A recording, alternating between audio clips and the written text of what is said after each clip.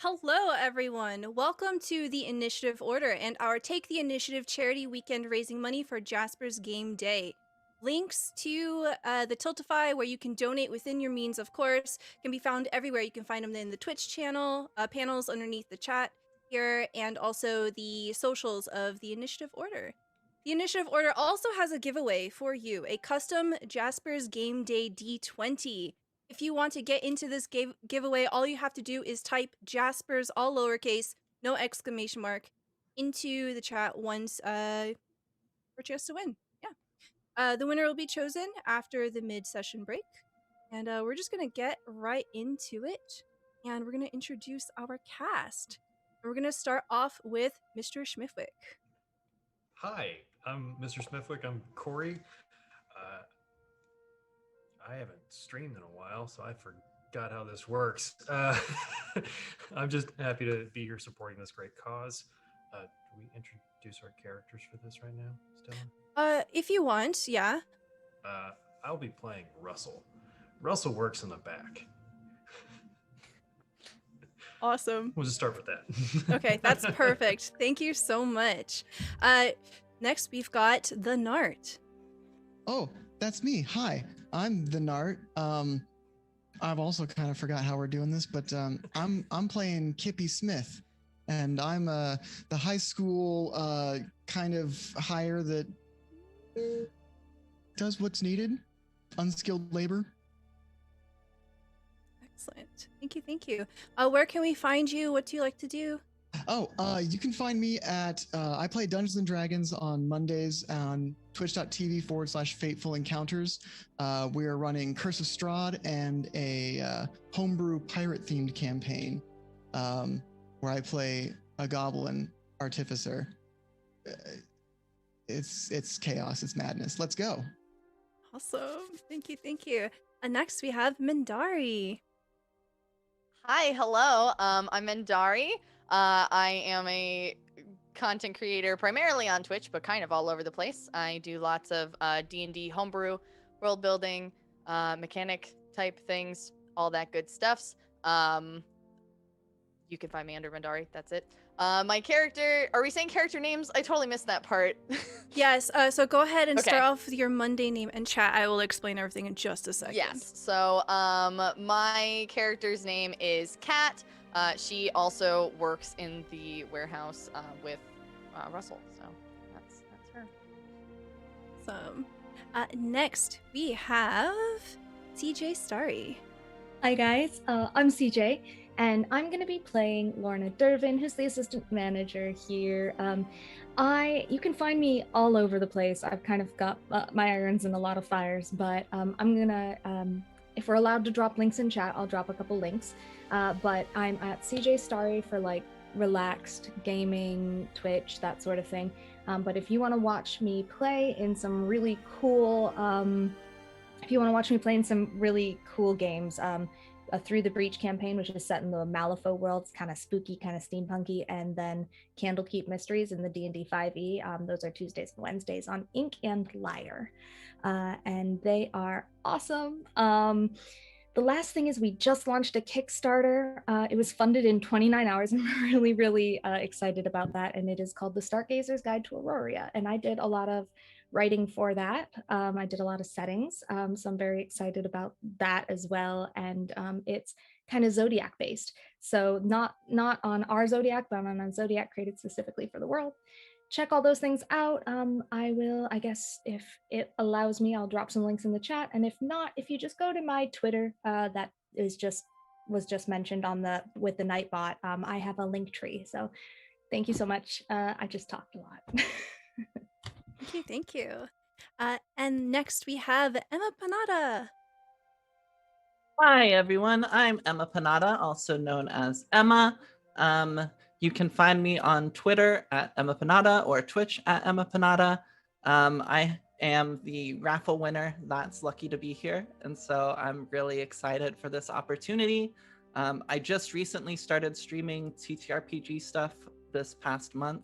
We have a Curse of Strahd game that we just started, and then I'm going to be DMing a Kids on Bikes game that's starting at the beginning of next month.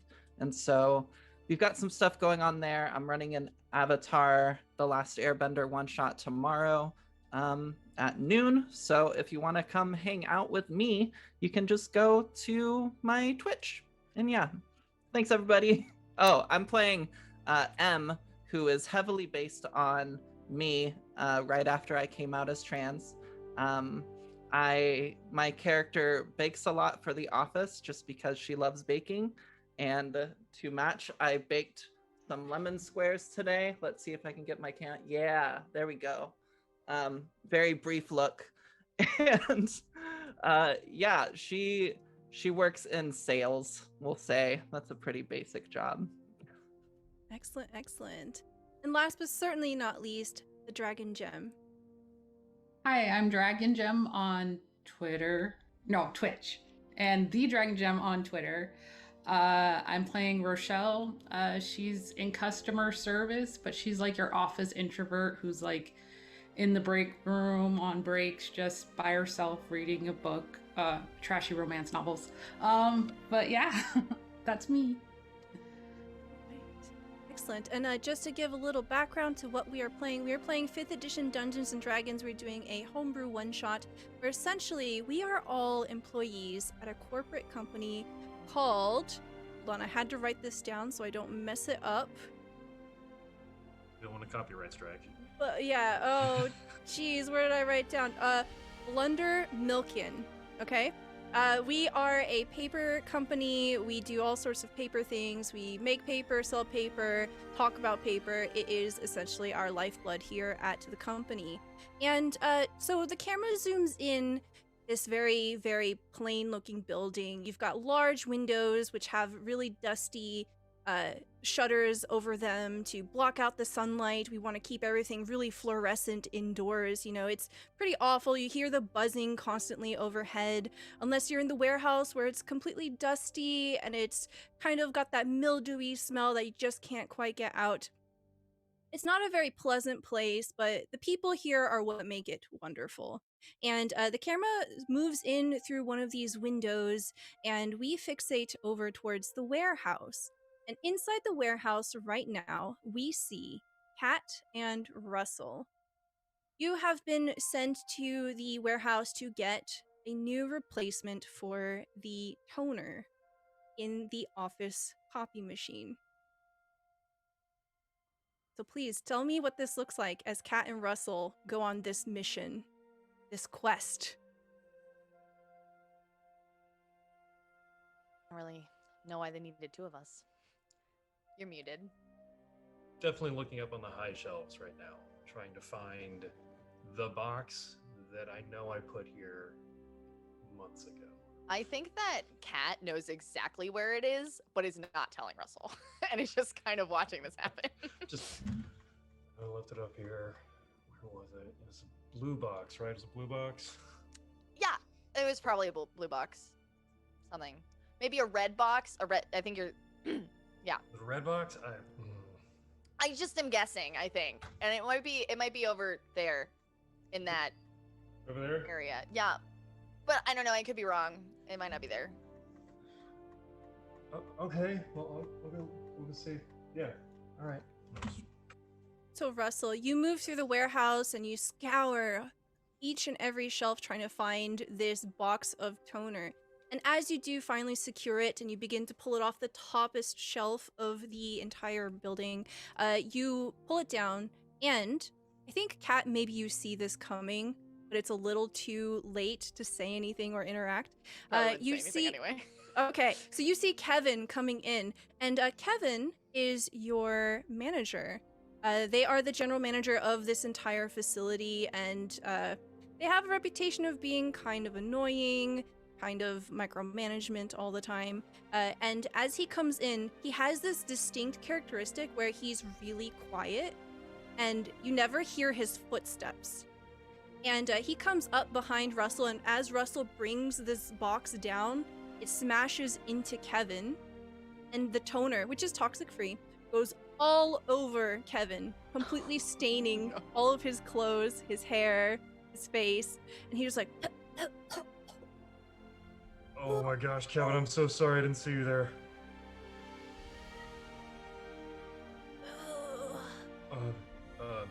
just like start like patting him, like try and He's just take like it off. standing there. You Just- can see as you're like wiping it away, he is completely flushed. Let me get a rag or something. I'm so sorry, Kevin. Cat's like leaning on a pallet jack, like pretending to do something, and just being like, "Oh my god, what's happening right now?"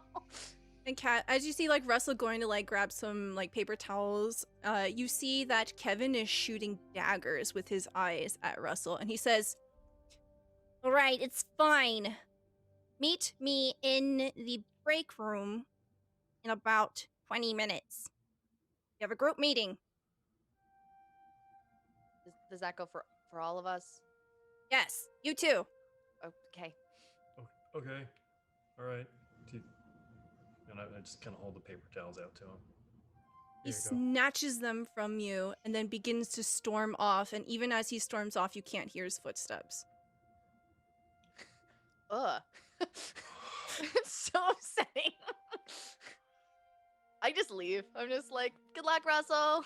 I'm just walk There's upstairs like a to the boardroom. big mess all over the warehouse now. That's a future me problem.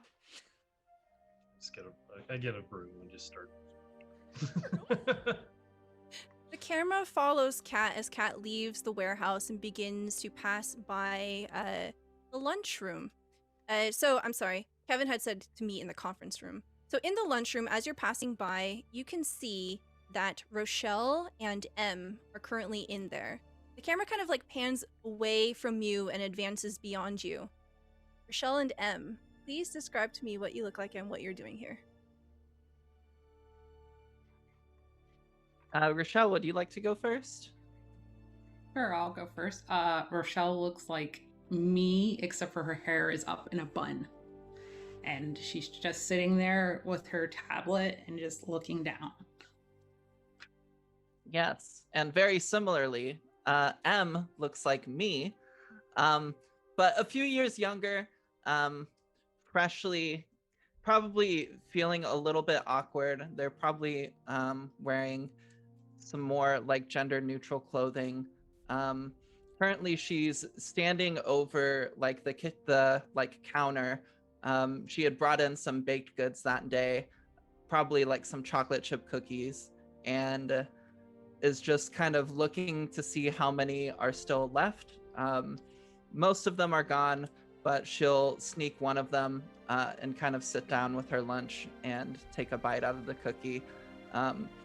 Being that it's only really Rochelle and M in the lunchroom right now, she feels kind of obligated. Like, it's kind of like that awkward social situation of like, okay, I feel like I'm supposed to like say something or talk. And so she sees that Rochelle is reading, and M just kind of like speaks out. I don't feel like I've really read a good book in a while. I've been like too busy listening to podcasts and stuff. Are you reading anything good? And she's trying to take a look at the cover. She would put her tablet up against her chest. It's just a book about vampires. Oh, and vampires werewolves. are like, oh, that's so cool. What's it called? Do you recommend it? I guess if you like vampires, sure. Yeah, I mean, like, I love fantasy stuff. So, I mean, vampires and werewolves very much kind of like fit into that aesthetic. The first couple Underworld movies were really good. Those were fun. And so, yeah, it's just a good time. Like, who's the book by? It's by Shelley McEnroe. Okay. It's called Once Bitten, Twice Shy. Okay. I haven't heard of that one, but I'll check it out later. And she's definitely like getting kind of the awkward vibe, and she's like, I'll leave you to reading. I think like as this exchange goes on, Kat, you see that the two of them are sitting down and they probably have not heard from Kevin because there is no trace of toner ink heading in this direction. Right, of course. I also forgot to say, Kat is probably, I didn't like describe her, so she's probably like just over 5 foot. She's like very, very short. She has, I think, like black hair that she keeps back in braids, and is sort of just wearing like weird gray button down, whatever, like clothes to get gross in a warehouse because she doesn't really care. And she always has like headphones on, like she's got like one ear like in, and then she's got like the other one over. And so she'll sort of lean into the room and call out to the both of them, and say, hey, Kevin wanted us to all go up to the conference room, so I don't know what that's about, but you guys you should probably come. Group meeting. Yeah, for sure. Okay, yeah. And stands up, like closing up her lunch and putting the rest in the fridge that she hasn't gotten to. Then she'll look back. Kat, have you like gotten a cookie or anything yet? Oh, I mean, no, I didn't know that they were here.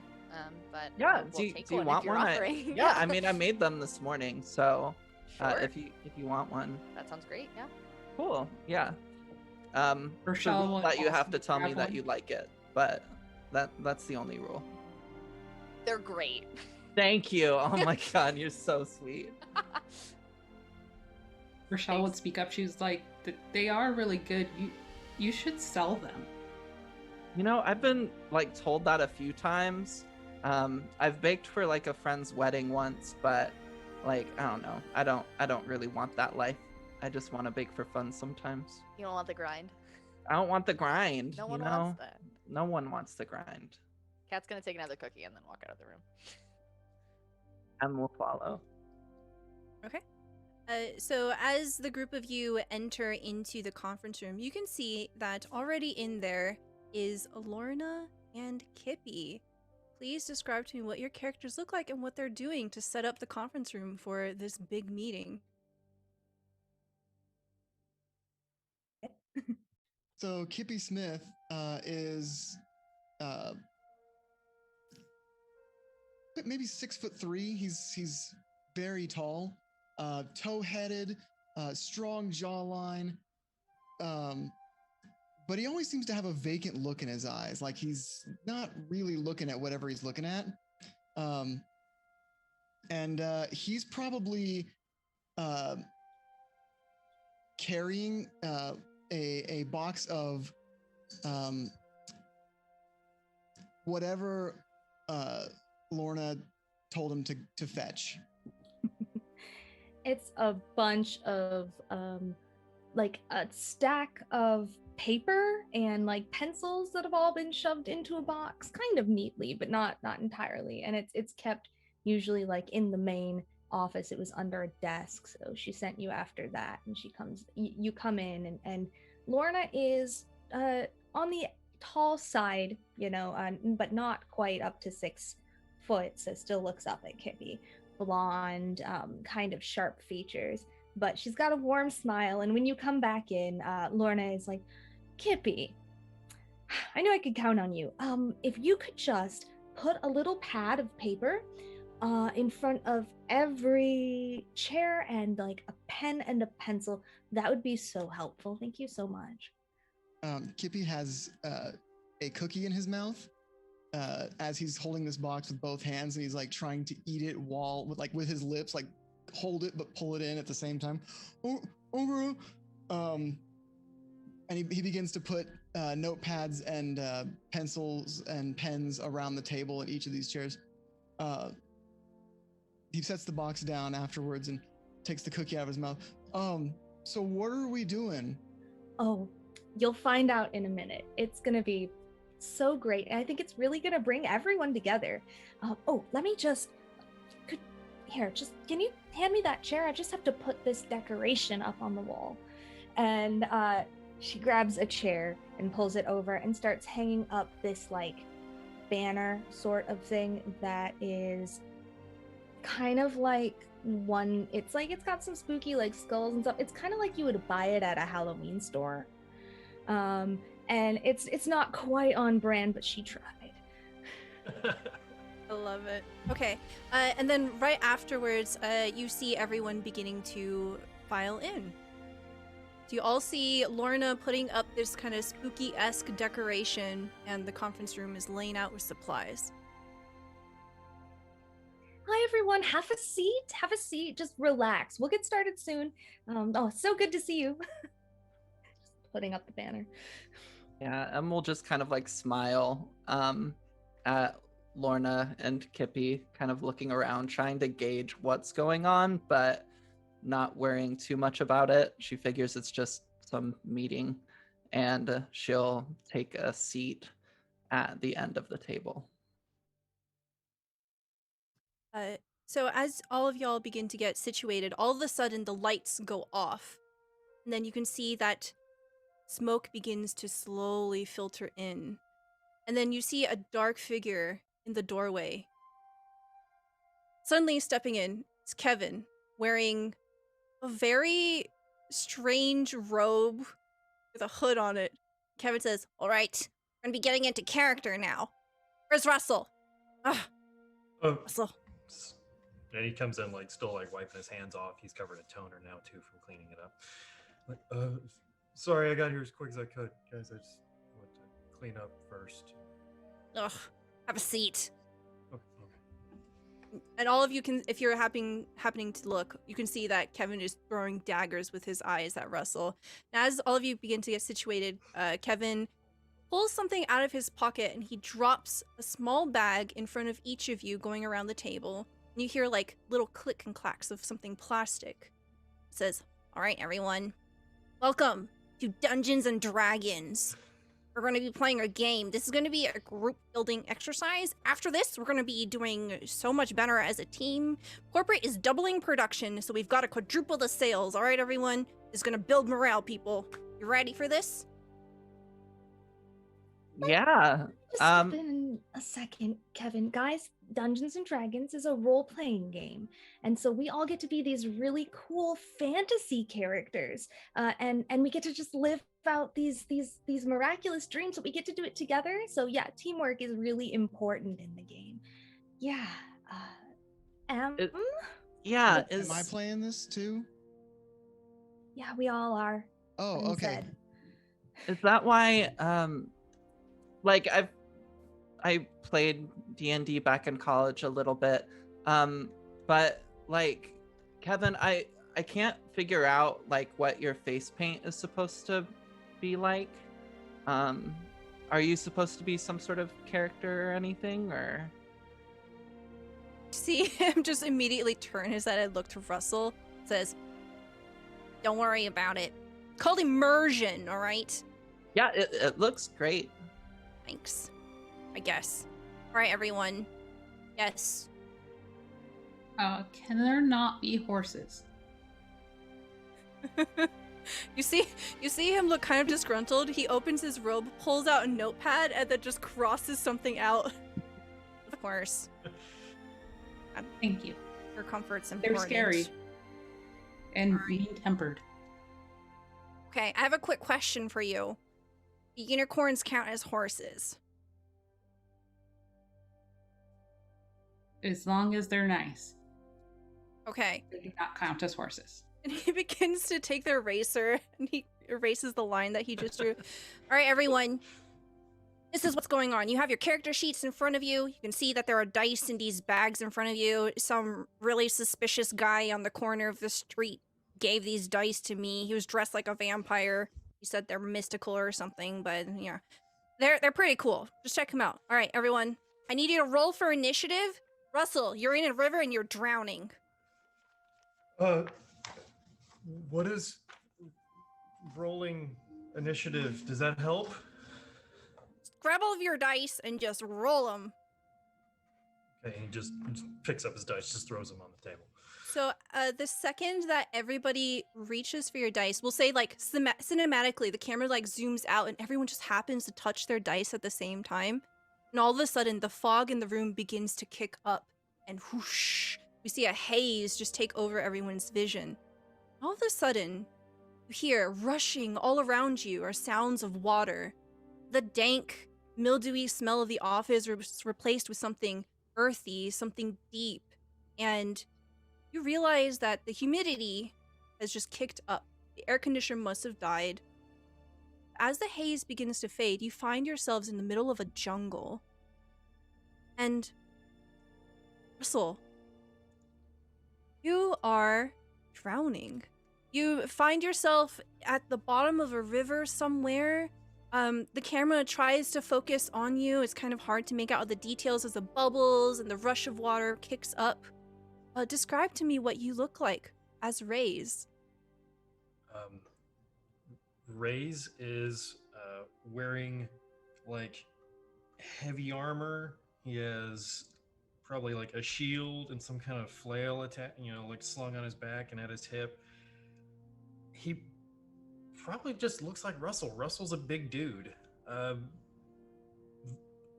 Just kind of the gentle giant type. And he is just, well, right now he's soaking wet and flailing about wildly in the river.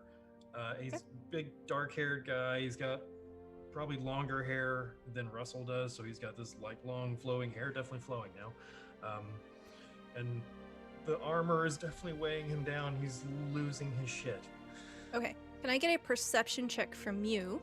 Yeah. And as you do that, everybody else, you find yourself on this river bank, and you can very clearly see Raze there in the water. And something just intuitively, you know that this is Russell, even though he might look a little different now. Yep. 11? Okay, cool. Yeah. What do? You see Raze struggling in the water. And we're all just like standing on like the shoreline, just like Yeah, watching you're it? all just in a line directly looking at Raze. What the fuck? Oh, no, that's not good. I'm Several gonna just safety jump violations. in there. Yeah, Kippy Smith's Try gonna to just help. start like wading into the water to like help. Okay. Lorna will join as well. Okay. So the camera will fixate on Kippy first. Kippy, what do you look like now? Kippy is now probably 6 inches tall. Has little wings on his back and looks just like Kippy Smith, just like as tall as he was before. Now he is that short. So as he wades into the water, it very quickly gets up to his waist. And I imagine that M is also wading in with me, and Kippy looks up at sees how big M is compared to Kippy and doesn't know how to feel about this. Right. And then we have Lorna and Raelin. You are also rushing to help. What do you look like? Lorna looks reminiscent of Lorna and is a very creative person who named her character Lorna. She is, however, notably, there's a few differences. She's wearing like it's armor, and it's very like shining silver with gold emblazoned, and she's bigger. Like normal Lorna is like your average size person. Lorna the Paladin is buff. Like this is maybe what Lorna always wanted to look like. So Lorna is normally Lorna's on the tall side, but a little slender. This Lorna is taller and buffer and is an ASMR. Excellent. And is presently wading into the river, armor and all, trying to get to Raze. Okay. Go ahead and roll me athletics as Raelin. Describe what do you look like. You're muted. That I would be. Raelin is a Kalishtar, which is a human-looking person, but they're infused with these like dream spirits. But she has kind of white hair pulled back into a long ponytail. She has these red tattoos all up her arms and one tattoo that's black on her forehead. She's kind of has bandage wraps like around her legs and big poofy pants. But right now she's just swimming. I don't think M has super kind of taken notice of everybody's changed appearance, but she just sees like there's somebody in the river and jumped in to like try to help. Okay, go ahead and roll me athletics. Lorna, what did you roll? That's a 21 for Lorna. Okay. I rolled a 15. All right, excellent. So Lorna and Raelin begin to make their way over towards Raze, and you seem pretty confident, you seem pretty competent with this. Raze, with an 11 perception, as you are kind of trying to get heads and tails of where you're at and what's going on, you see something very distinct in the water. Below you, there is a giant glowing golden exclamation point above something circular. And it's within reach. Glowing gold I exclamation. mean, he's flailing about, he's losing his shit, but then like he sees that just, and then he realizes like he can actually swim really well for better than he thought he could. And all right, he just kind of wades down a little bit and paddles down a little bit and grabs whatever this shiny thing is.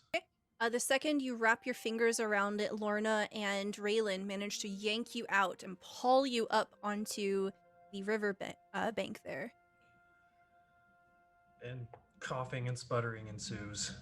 Raze, are you okay? Don't worry, we got you. What the Yeah. hell is happening?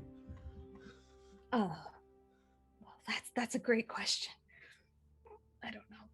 Lorna? And Raelin starts kind of looking around and actually catching like the gravity of the situation.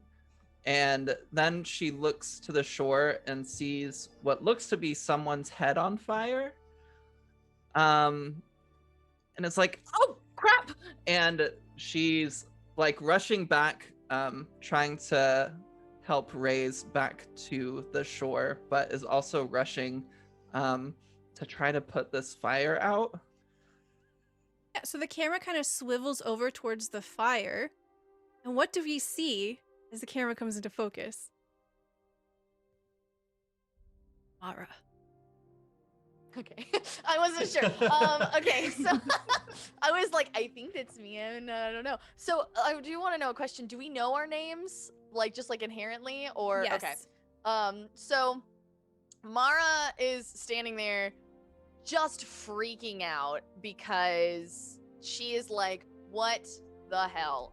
Where are we? Why are we in a jungle? I was just in an office, like about to play some dumb game with my coworkers. Like I don't know what's going on." She is about like 5'3". She's got this sort of like orangish pink hair. It's also in braids, and it's not actually on fire, but it does sort of have like that like look of like shifting like flame. And she's actually wearing like a little like flower crown too, of like a bunch of like purple and purple and white flowers. And she has like sort of a light like a pinkish skin. She's got freckles across her face. She has like these like golden yellow eyes, and she's also wearing these golden robes that have sort of like smoke and like cloud motifs on them. And then like this just like really like big belt. And she is like, has got a staff on her back and is just kind of like losing her mind a little bit.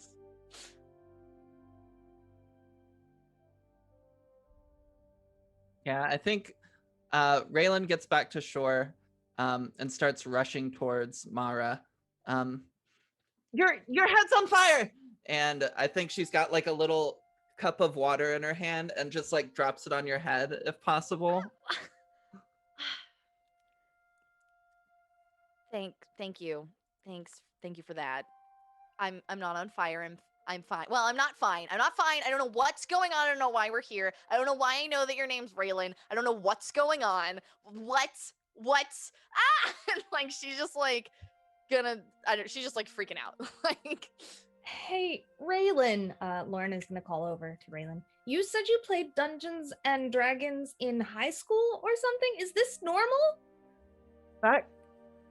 Yeah, and Raelin, Yes?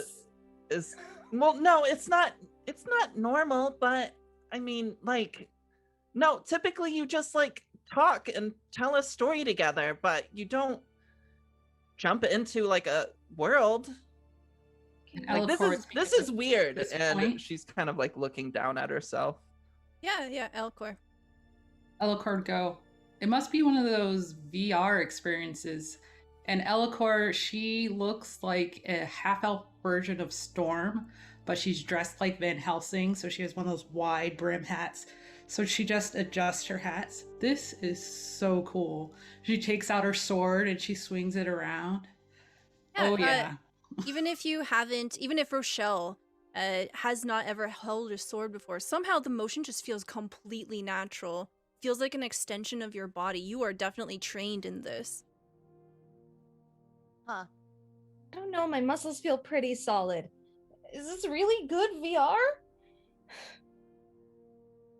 I don't think that this is how VR works. Wouldn't we have to put on like a headset? I don't know. What?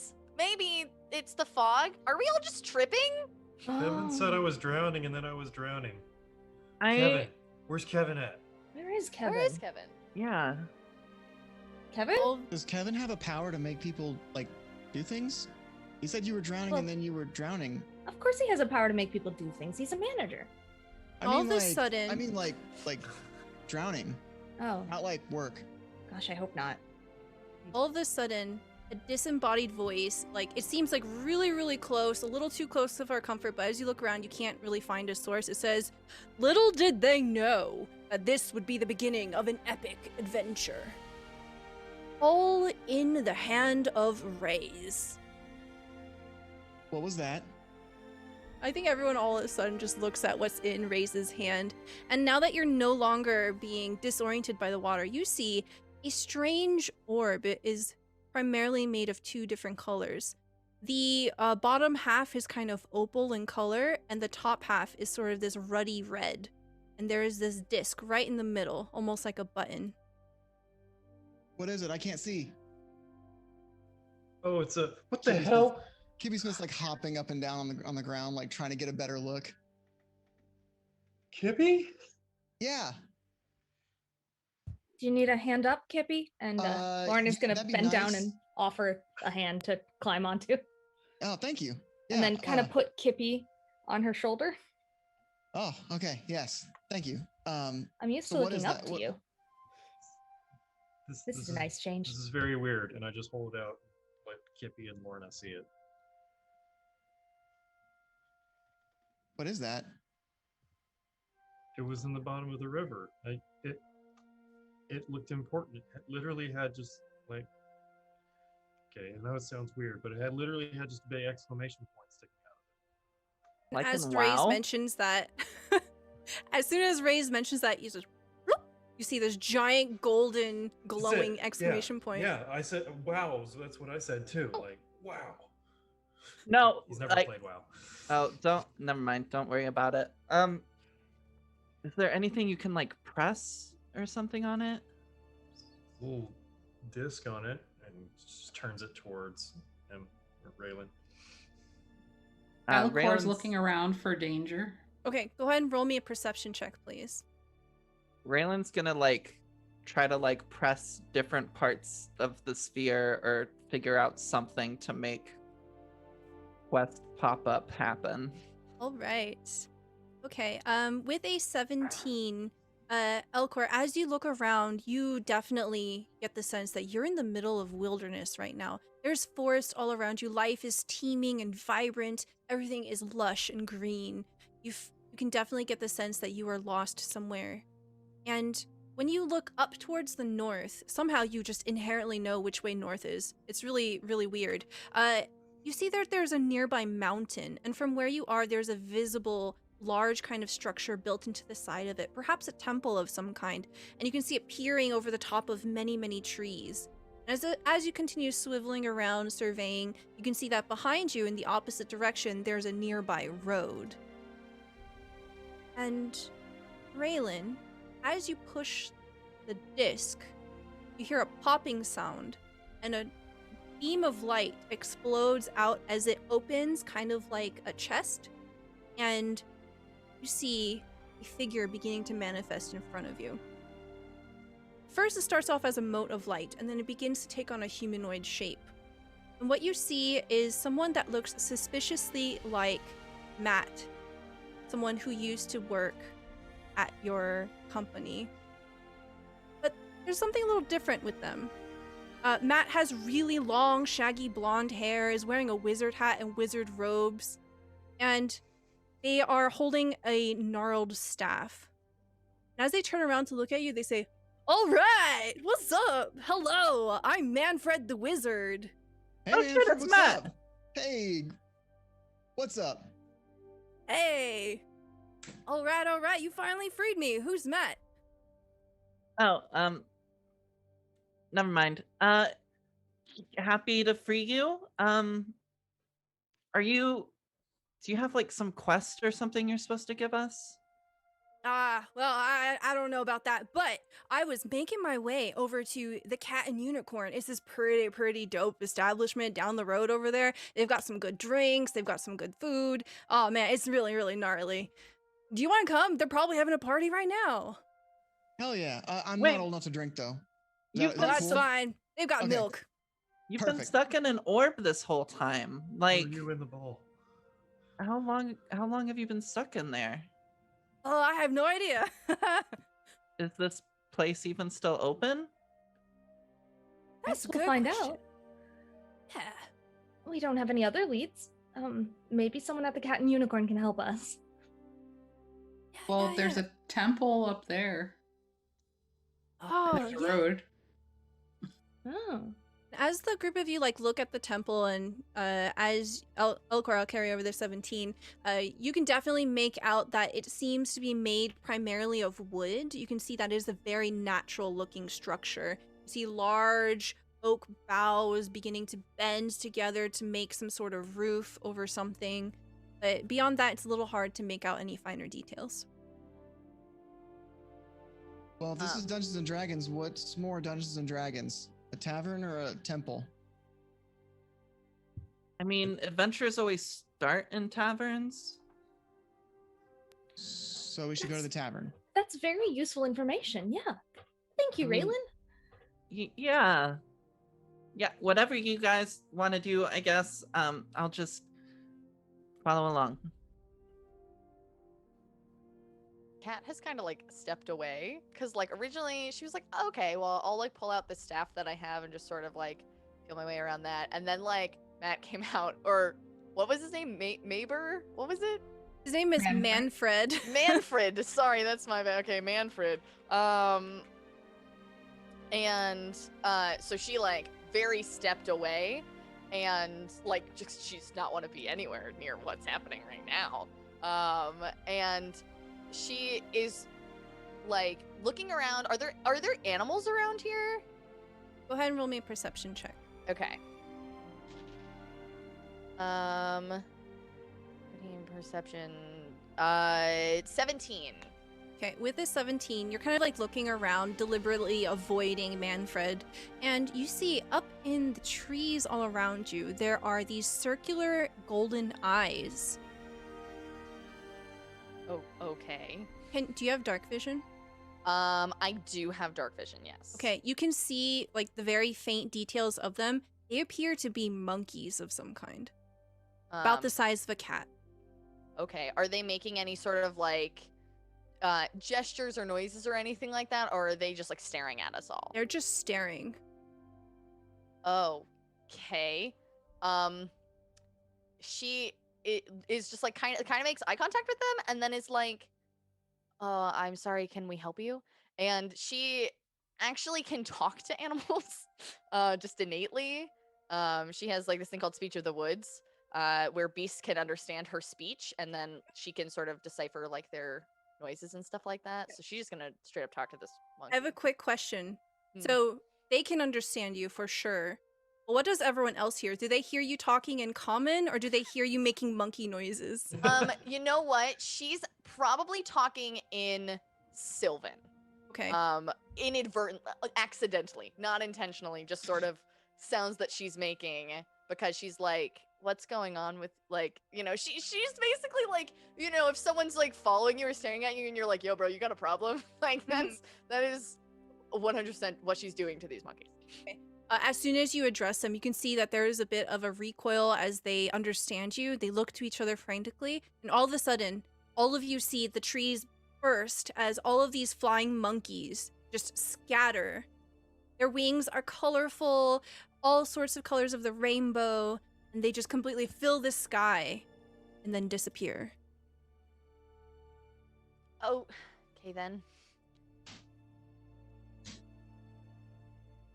And like Raze like really instinctively like drew out a shield and his weapon and like threw it up in the air and he looks very confused at himself for doing that. Like, what the hell? So what did I hear? Tavern? Is that sort of what's going on, or? As you're looking around, you can see that Manfred has already continued walking. He's just going down the road. You know what? We might have some people we can talk to there. Let's give it, and we can check out the temple next. Drink. Oh, A drink would be great.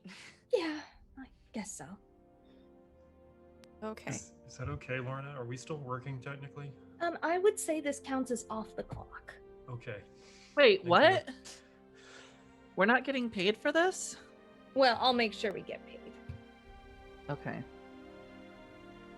All right. I think Raelin's gonna kind of like sneak back towards the back of the group where I imagine Mahra is. Yeah. Yeah. What was that disembodied voice? Little did they know that they were about to embark in an epic adventure. Did y'all hear that? Yeah, I'm hearing that too. Okay. Kevin? Kevin's voice is like more high pitched and He's Annoying. like nasally. Yeah. yeah. I It's don't. like you ever like go to the movies, the narrator, the voiceover guy who's like, in a world where something happens and it's bad. Yeah. It sounds like that. So Yeah. are we in a Oh. movie? How about something happens and it's good? I would prefer that. But then there wouldn't be a movie. Well, I mean, in D&D, like there are the players and then there's the DM, which means like dungeon master, and they're kind of like the narrator and tell the players what happens in the world and what the world looks like. So maybe he's just a The disembodied party began voice. to walk down the street. Yeah, like that. Oh, I think that's a Oh. hint. Let's go. Okay. I All guess we right. should walk over. Okay. All right then. As the group of you begin to make your way down the road, you see that there's a humble establishment that slowly comes into view. It has these well-manicured blue shingles, and you can see that it's 2 stories tall. There is a nice, well-maintained hedge and garden beside it. And there's also a stable nearby. On the sign, you can see in elaborate script has been written, "The Cat and Unicorn," upon which there's a literal cat perched on it, meowing, watching you as the group of you approach. And the stable next to this tavern appears to be glowing rainbow from within. Well, seems like a friendly place.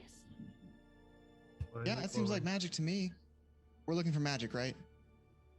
Well, we're really looking for anything. But I mean, as a queer person, a rainbow tavern seems like a good place for me. Well, let's go. Great. Yeah. I mean, good a Okay. reason as any. Yeah. All right. As you approach, you see this unicorn slowly beginning to exit out of the stable, and you realize that this rainbow aura is coming from the unicorn itself. And it has this long, lustrous blonde hair, and as you approach, it kind of gives a little shimmy, and it kicks the door open with one foot, and it says, "Hello, y'all. Welcome on in to the Cat and Unicorn. My name's Wenda. It's a pleasure to have you." Oh. Hello. Nice to meet you. Nice to meet you too. It's talking. She's talking. Thanks, Wenda. I mean, this is magic. Horses can talk, right? Wenda, can you give us shots? She's I'm clearly sorry, a I'm not a unicorn. horse. I'm a unicorn. There's a difference. Sorry. Unicorns can talk. It's magic, right? That's Yes, how this and we're works. all very, very nice. Winks at Ellehcor for some reason. Yes, she's very, very nice. We should go have a drink. I Please, God. like that Okay. idea. Yeah, great. A drink. Mahra's just gonna Yeah. walk in and go to the bar. Yeah. As the group begins to walk in, you find that it is bustling with activity. There is music pouring out of the open door, and you get the scent of fresh baked bread and soup, and you hear the low humdrum of people talking, and you see that there's a fireplace lit off to one side. Opposite of it appears to be a small stage on which there are 3 bears currently sitting and playing different instruments. Did you say bears? Yes, bears. Big fuzzy brown bears. This bar just filled with entirely animals. No, just on the stage. Okay. Okay, normal. guys. The patrons Um, are no. This isn't normal, even for D&D standards. You know what? I think that makes me feel a little bit better. It does? Yeah, I was just trying to accept this. Now I don't have to. What is normal D&D like? I mean, there aren't normally unicorns readily available and bears kind of dancing around and singing. Normally you just have like humans and orcs and like elves all hanging out, and then you go on adventures together to nearby dungeons where you fight dragons or beholders or other like What's a monsters. beholder? A beholder is like this big eye that floats, and it has like a bunch of other eyes like connected to its body by tentacles, and it Ooh. shoots lasers at you. Wait, we have to fight things? That's cool. Well, I don't know if we have to fight things. The I mean, music suddenly dies, and then one of the bears moves towards the front and says, "All right, everyone, we're going to be playing a classic now. Just go ahead and move the chairs out of the way and fill up the dance floor." And you see everyone beginning to get into place, and they're making rows and columns all facing towards the stage. And then some music begins to play. It's really simple. It's a nice catchy beat. And then he says, "All right, to the left. I'll take it back now, y'all. oh no. One hop this time. Right foot, let's stomp. Left foot, let's stomp.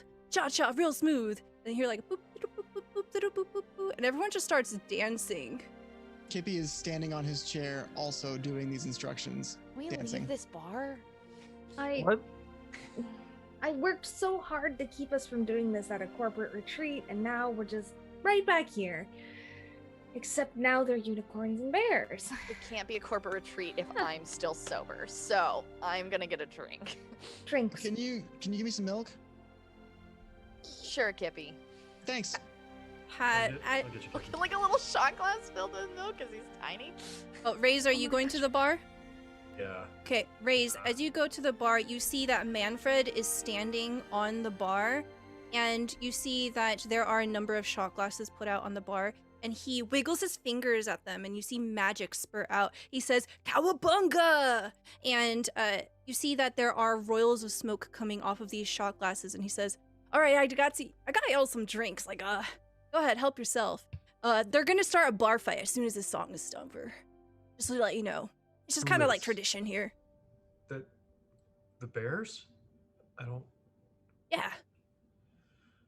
Okay, and I forgo the milk and I just grab a shot for Kippy. I'm just like, it's time for. Okay. They didn't have any milk. Here you go, bud. Then Drink. how am I gonna Slow. eat this cookie? And he pulls one of the cookies out of it from his pocket. Slowly. Don't. I mean, the shot glass is like the whole length of your body, I guess. Ellehcor goes, "The cookies. M, did you use any new ingredients?" On the question. cookies? Yeah. I mean, no, they're the same like cookies I normally make. But of course, like the recipe's a secret. I'm pretty sure your cookies haven't made us trip before, so we'll rule Did that you one lace out. these cookies?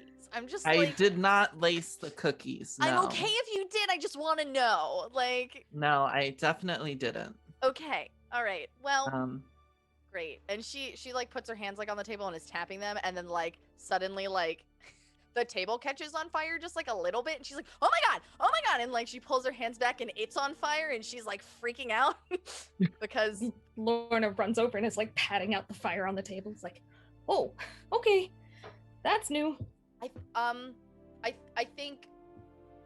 I think that this is just a thing that I do. I don't That's know. real And cool. she's like has fire hands. She's like, I don't know what's going on. Okay, cool. What are we doing? How do we get out of here? So, like, as the group kind of sits down, has shots or doesn't have shots, totally up to each player. Ellehcor, you see, as you're looking around, that there is a woman by the window. All of a sudden, a giant golden exclamation point appears over her head, and she says, "Oh, I wonder what that could be."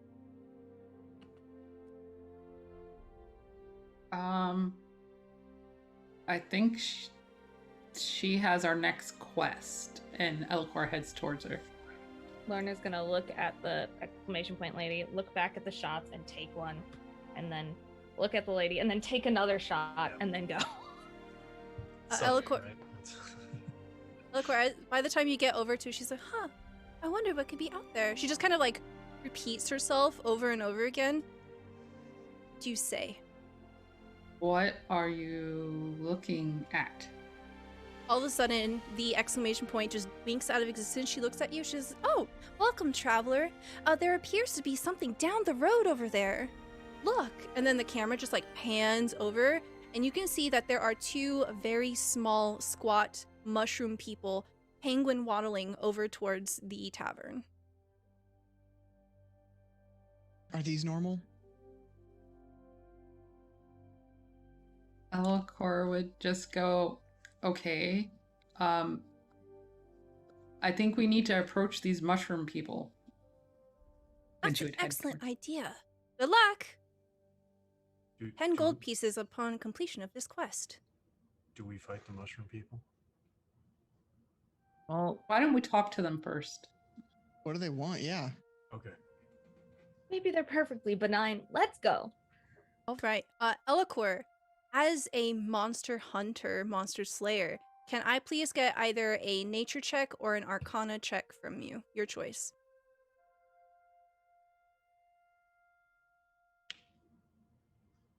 17. 17. Excellent. Which one did you roll? Arcana. Arcana. Okay. You instantly, for some reason, you know exactly what this is as you head outside and you look at it. You know these to be myconids. You know that they are a type of mushroom people that are actually pretty peaceful. They really try to avoid violence whenever possible. And you know that they also cannot communicate through mundane means such as like verbal communication. And as you kind of look at them, you can see that one is dressed in some smart robes, kind of like an ambassador type. And then the next one beside it appears to have a large mushroom shield. And their weapons are currently stowed on their hips, and they're kind of waddling over towards you. And one of them lifts up their hands, and you see little spores kind of erupt from their fingertips as they fixate on you, Ellehcor. Ellehcor would bow to them.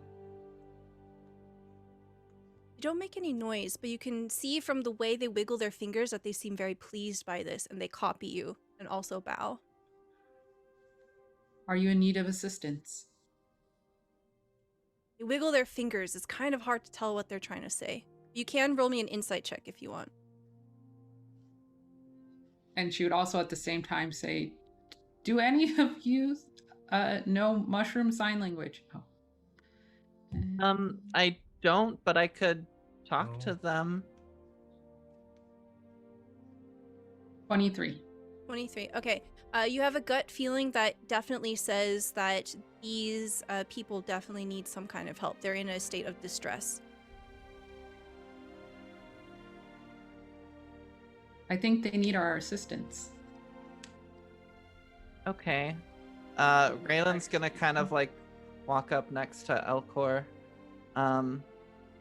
And as a Kalistar, I can telepathically connect to people, and have telepathic conversations with them, even if we don't share a language. Okay. And so I'm gonna establish a telepathic connection with the ambassador person. Okay. Hey, you need help?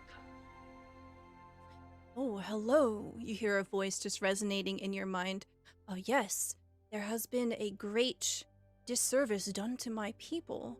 We are ambassadors from the great temple of the mountain, and it seems that there must have been some kind of miscommunication or misunderstanding. The wish nut has been stolen. It is imperative that it is returned. Do you know who took the wish nut? We do not know. However, the people that live here are definitely the closest ones, and it is very likely that someone from a nearby settlement is responsible for this. We do not wish to cause any conflict, we just simply want it returned. Of course. Okay, guys, so apparently they're from the temple up on the hill, and a wish nut was stolen from them, and they think somebody here might have taken it because this is like the closest place. What's a wish nut? Yeah, what does it look like?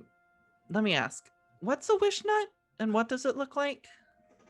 So what everyone else sees as Raelin is communicating is they're just wiggling their fingers frantically, and there's little puffs of like spores kind of floating around, and it is communicated to you, Raelin, that the wish nut is actually like a magical seed that must be placed at the at the roots of a treant grove, and it is essentially responsible for creating the next generation of treants. It sustains the land. It is part of their tradition and very important to their people.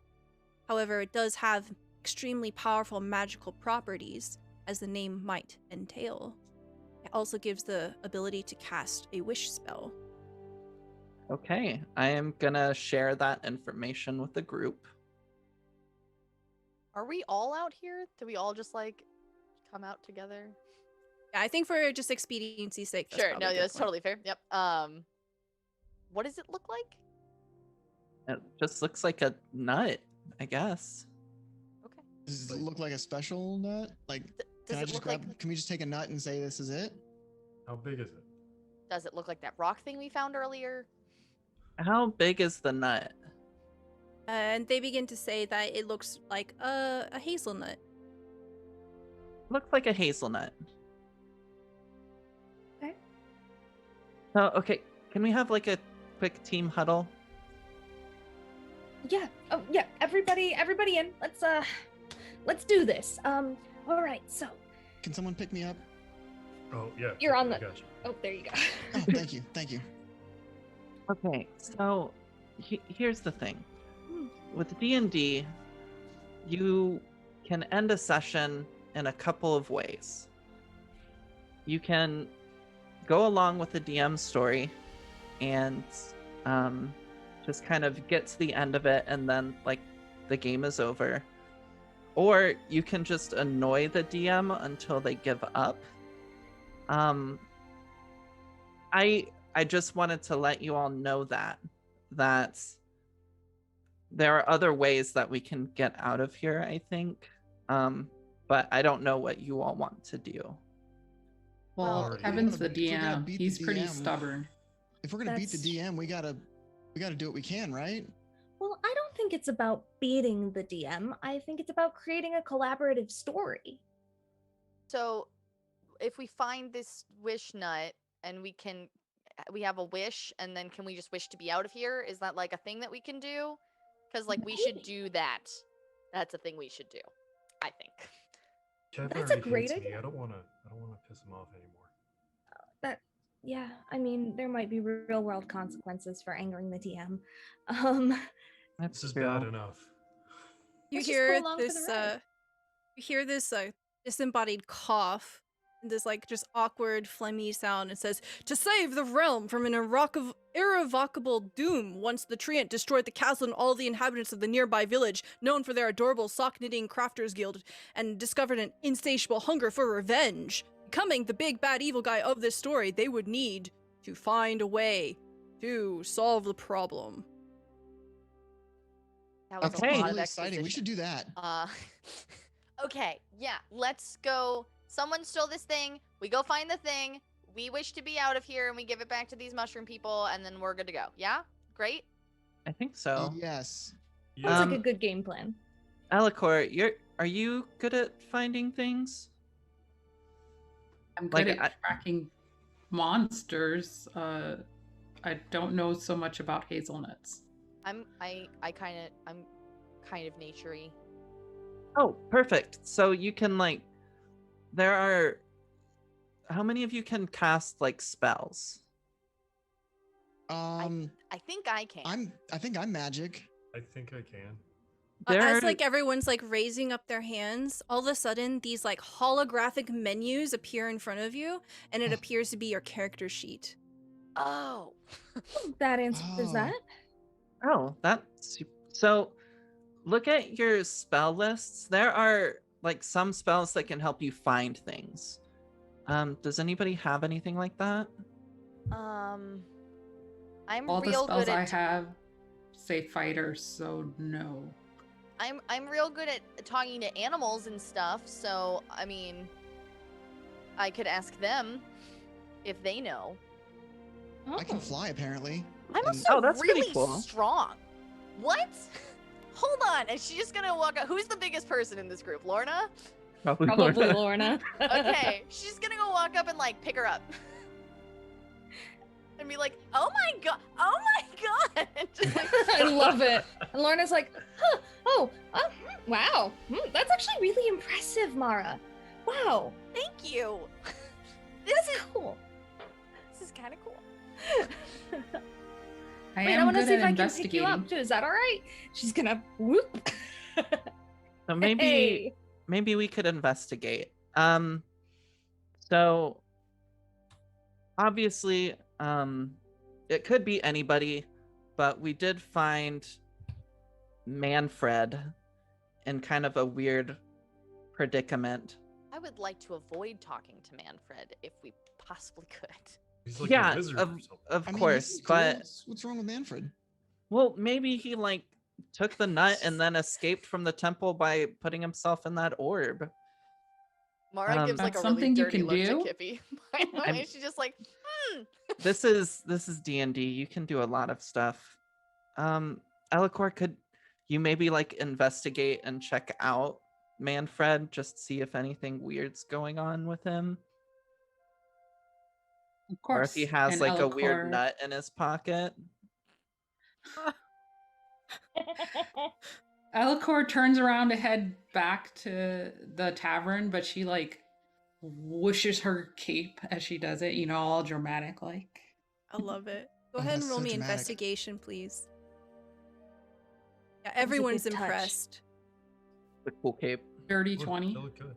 30-20, excellent. Okay, as you're making your way in, you realize as you look at the cat looks suspiciously like Ollie from accounting. But the cat doesn't say anything, doesn't really speak to you, and you head back in. And you can see that Manfred is casting a number of different spells like prestidigitation, thaumaturgy, all kinds of weird cantrips and stuff. And every time he casts a spell, he says "Cowabunga" and wiggles his fingers, and you see sparkles and glitter go flying in different directions. As you kind of investigate and we'll do a little montage exposition here. Tell me what it looks like and what is your intention of trying to investigate here. So she basically is the hide in the shadows type. And she's just looking at everyone, especially Manfred when he casts, if he reaches for something in particular when he goes to cast a spell. And if she doesn't see anything, she'll move on to the other people in the room to see if she can narrow down who may have the nut. Okay, sounds good. As you do, you definitely get the sense that Manfred is just a wizard. Very strange wizard. But more importantly, you do notice that there are more and more people here in this tavern that look suspiciously like people who work at your company. And they seem to like be completely in character, don't realize what's going on around there, just absorbed by the immersion of what's going on. And you see off to one corner, there are 3 individuals, and they are very suspicious to behold. You see that they are wearing these tunics, coats, and they have these ribbons tied around their neck. And it looks suspiciously like wearing all black 2-piece suits with white collared shirts. They're wearing some kind of visors on their faces that look a little bit like sunglasses. And with that that dirty 20, you realize that they are all exactly identical. Facial features, build, almost as if someone had taken a copy machine and printed multiple copies of this one person. They're all straight backed, facing each other, not engaging with anything around them. She tries to get closer. Okay. Without do you want to them do? seeing her. Roll me a stealth check, please. 16. Okay. With a 16, they don't seem to notice you. You get closer, and you can definitely see that they are all the exact same person. And in one of their laps, they are holding what appears to be a strange box, and it has the brand of the Emperor on it. And it says, Emperor Raelin. There is a face stamped right in the middle of it, and it looks just like Kevin.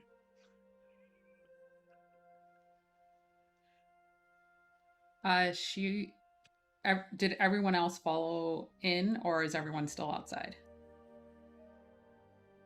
All have come in, but like not followed you, just like maybe like sat by the window or something like that. Kippy would have followed you flying with his wings now that he realizes he can do that.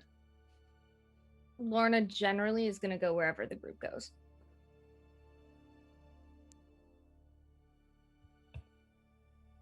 Raelin's inside too. Contemplating life decisions. Yeah. She would look towards the group and like nod to a corner, and then meet them all over at that corner. Group huddles together. You know, now that I think about it, being huddled together in a tavern like this in the corner, kind of mysteriously, it's like Lord of the Rings a little bit, right? I really liked that movie. Anyway, what did you have to tell us, Ellehcor? So there are 3 individuals over there that look exactly the same, and they're holding a box that has the stamp of the Emperor on it, which is a picture of Kevin. What's in the box? I have no idea. I don't have X-ray vision. Can we Is that a thing you can have in D&D? Maybe. That's a good question. Kind of, yeah. Pull up my character sheet. I don't think at our level though. Well, okay, so what if didn't they mention a bar fight happening with the bears? What if we try and take the box during the bar fight as like a distraction? Yeah. Can I just say, this is a really long song. Like, they've been going at this for a while. 12 minutes. Yeah. Like, Is it not normally this long? It always Verses feels this long. you've never heard before being... Yeah, you see like this Everyone. is some weird like medieval adaptation of it where it's like a tournament, and you see that there are definitely some people that are wiped out, and there's like 3 people still just like stomp, stomp, cha-cha real smooth. They look like they're on the verge of tears. Oh no! Not so smooth anymore. At least they're tiring themselves out before the big bar fight.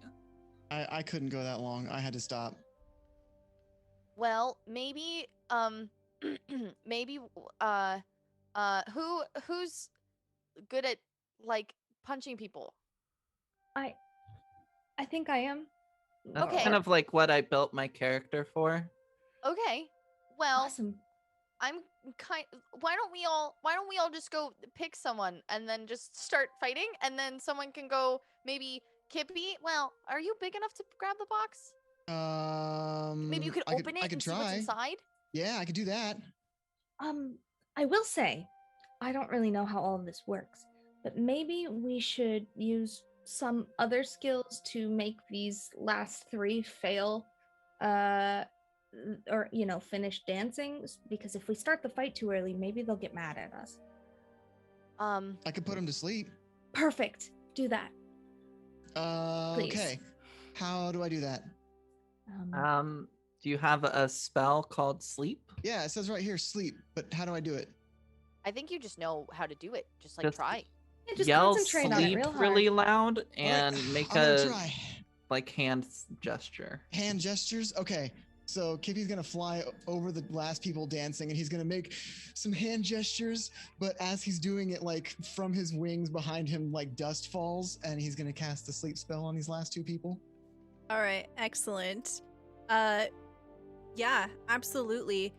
You can see that the dust from Kippy's wings begins to slowly flitter down, especially in the light of the fireplace and the candles all throughout the establishment. It just sort of catches and glitters, and you see all of a sudden all the people just stop moving, and they're just standing there like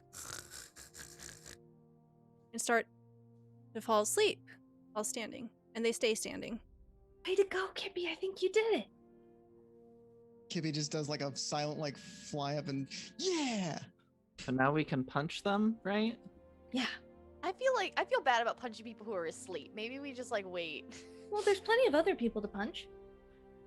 That's true. But I thought we Raelin? were gonna go for those 3 guys right there. Raelin's gonna punch one of the guys in the suits. Okay, absolutely. All right, go ahead and roll me an attack. Okay. See if you connect this. Oh, she cut straight to the chase. So that is 16. Okay. Yes, absolutely hits. Go ahead and roll me damage. To kind of, I guess, like, seeing this happen, like, support what Raelin's doing, so it's Yeah, not, like, absolutely. super awkward. Mahra's gonna scream out, "Bar fight!" and grab a chair and smash it on the table and then hit someone with it. Yes! Excellent. Flip a table over that like 2 people are sitting at. Yeah. Just, Go ahead and it's- roll me athletics, Raze and Mahra. 9 Raelin? points of damage. 9 points of Oh. damage. Okay. Absolutely. You punch one of these people across the face, the sunglasses goes flying, and they slowly look to you, and you can see that their nose is broken and like bleeding, and they say, "My name is Agent Smith. I am a servant to Emperor Raelin. How dare you? You cannot interfere with our mission. We are to deliver this directly to the Emperor." I'm gonna use a bonus action to punch him again. Okay, excellent. Roll me to an attack. I rolled a 25 for athletics. Beautiful. Okay. It's an 18. 18. Excellent. That hits. And that is 8 points of damage. Okay. You knock this guy the fuck out. He just goes out cold. He just like slumps back and his hands fall away from the box and it's just like there on his lap. Mahra and Raze, as you begin to literally raise hell in this bar, you see that people are like, "Yeah, bar fight!" And they also start like throwing things. You see that there's a couple in the corner and they start smooching. The bears like Oh. they suddenly like So shift. romantic. And then they turn into people. You can see that one is a tiefling, one is a dragonborn, and another one is just a human. And they also begin to jump into the fray and start punching people, and just chaos rips through this establishment. And you see behind the bar, Wenda, the unicorn, just kind of like goes slackjaw, looks around in terror. Nice. Kippy's gonna try to get in on this action too, but he's 6 inches tall, so he's You had just a buzzing around mission. people's face like the most annoying like moth, like just that won't get out of your face. That's kind of what Kippy's doing. Ellehcor's gonna try to grab the box. Heck yeah. Go ahead and roll me a sleight of hand. Kippy, roll me acrobatics, maybe? Athletics? Your choice. could I assist Ellehcor by like pratfalling onto the table they're sitting at? Yeah, like- absolutely. Take it. 19. Absolutely. Okay. I rolled a natural 20, so 24. Excellent. Nice. Oh my gosh, yeah. beautiful. Okay, tell me what this looks like as so Kippy, you definitely get up into someone's face and they are like very drunk, so they try like swatting you away, but they're way too slow and you can dive out of it no problem. They're like, "Oh no, I'm allergic." And they start like sneezing really profusely. So Ellehcor, tell me what this looks like as you successfully yank this away and Raze is helping you do this.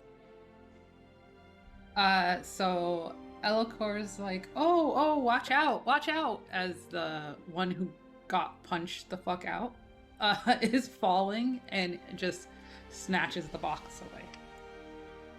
Yeah, you find that it is very, very light. It is kind of bulky, probably like the size of like a tissue box.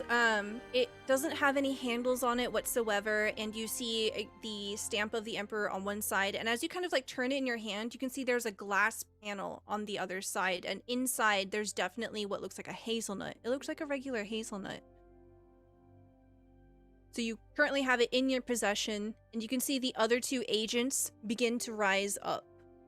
And I'll say that with Raze's help, like throwing yourself onto the table, you kind of like knock one back, so they're like having to get up from the floor. Like awkwardly flounder around on the table to try and get in their way. Yeah, you like slap one in the Like, face. And... "Oh, sorry, armor, shield." Crash. Ellehcor heads for the door. Lorna is gonna get in between the door and these two agents to try and block their way towards Ellehcor. Okay, absolutely. Like grabs a nearby bottle and looks at it and goes, "Yeah, when in Rome," and just throws the bottle and like runs to the front of the door and is like, "You'll have to go through me first." Go ahead, roll me intimidation. Right, and then she's like, "Are you gonna try?" Like she doesn't say that, but then she like stops, like. Yeah, you see the agent like look really determined, but then like looks at the broken glass bottle. Is like, I'm not sure. Let me add my intimidation. 23.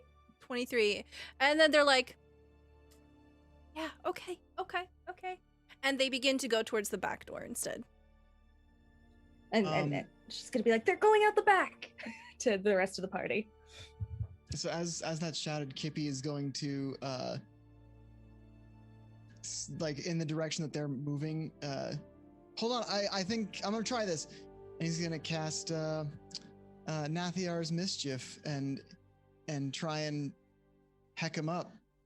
All right, go ahead and do so, and please remind me what this does. Yeah, I roll a d4 to see what effect happens, but they might be blinded, they might be charmed, they might be any number of one of four things.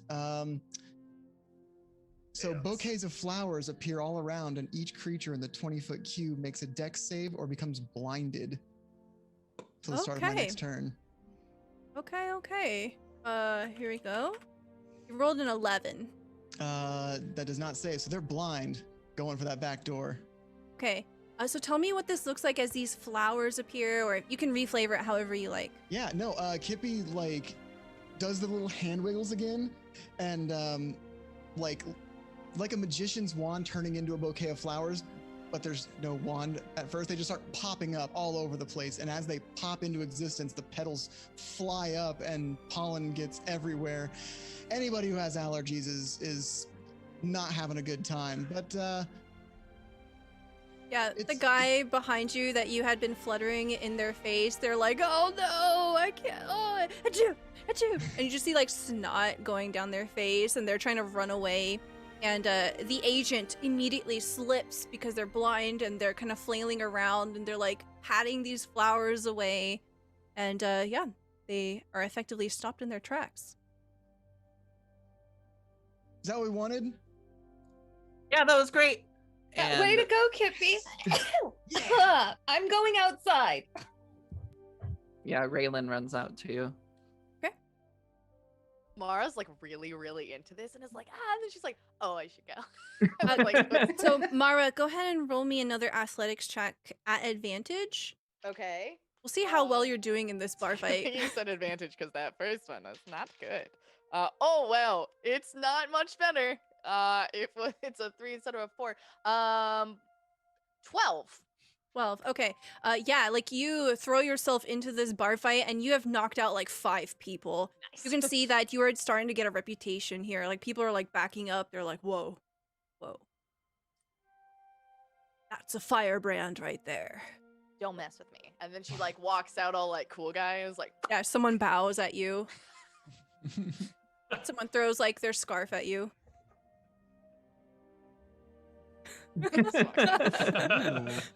All right. And as the group begins to make their way out to meet up with Ellehcor, I think this is a good time to take a quick break, if that's okay with you. We're just going to do some stretching, grab some water, and we will be back here shortly. All right.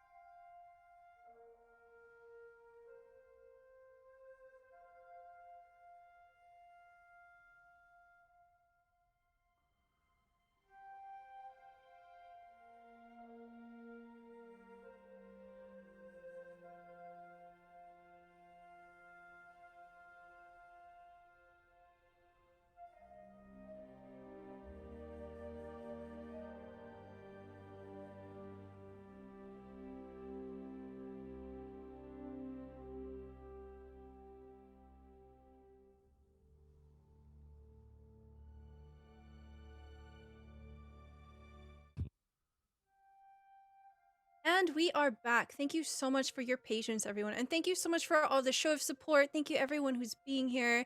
Thank you for the chatters, the lurkers, everyone that supported this great cause. You are currently watching The Initiative Order. We are doing Take the Initiative. This is a charity weekend, and there is a giveaway. I believe we're going to be drawing up the winner of the giveaway here in just a second. Hopefully during the break that you had an opportunity to enter in. All you have to do is type the word Jaspers. Drum roll.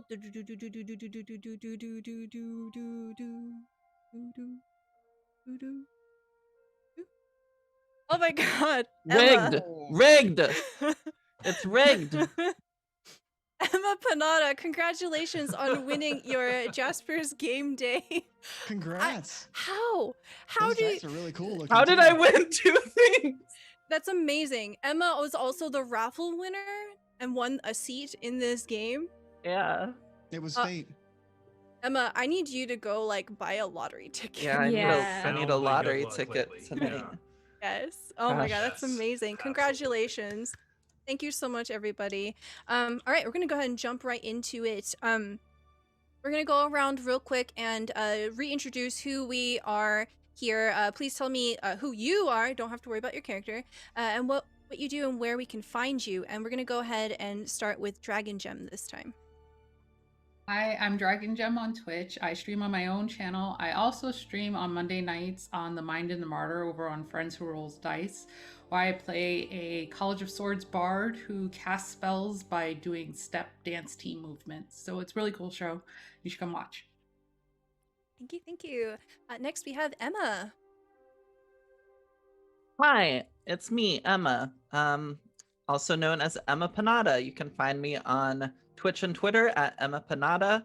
And I just started streaming TTRPG stuff this past month.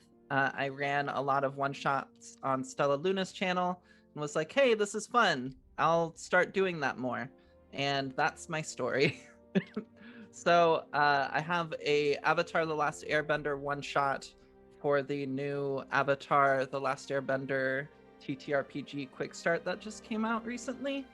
And I'm running that tomorrow at 12 p.m. Eastern Time. So if you're up early and you want to come hang out, come hang out.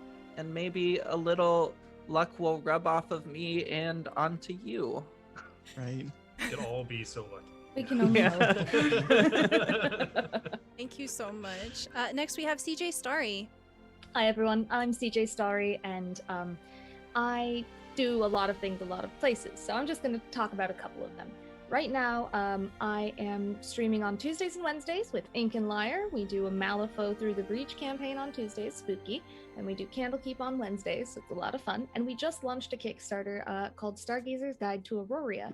We were funded in like 29 hours, which is super exciting, but we still have a ton of stretch goals that we can reach, and I'm really hoping that I get to write one of the modules if we reach one of our stretch goals. So like, I love writing modules.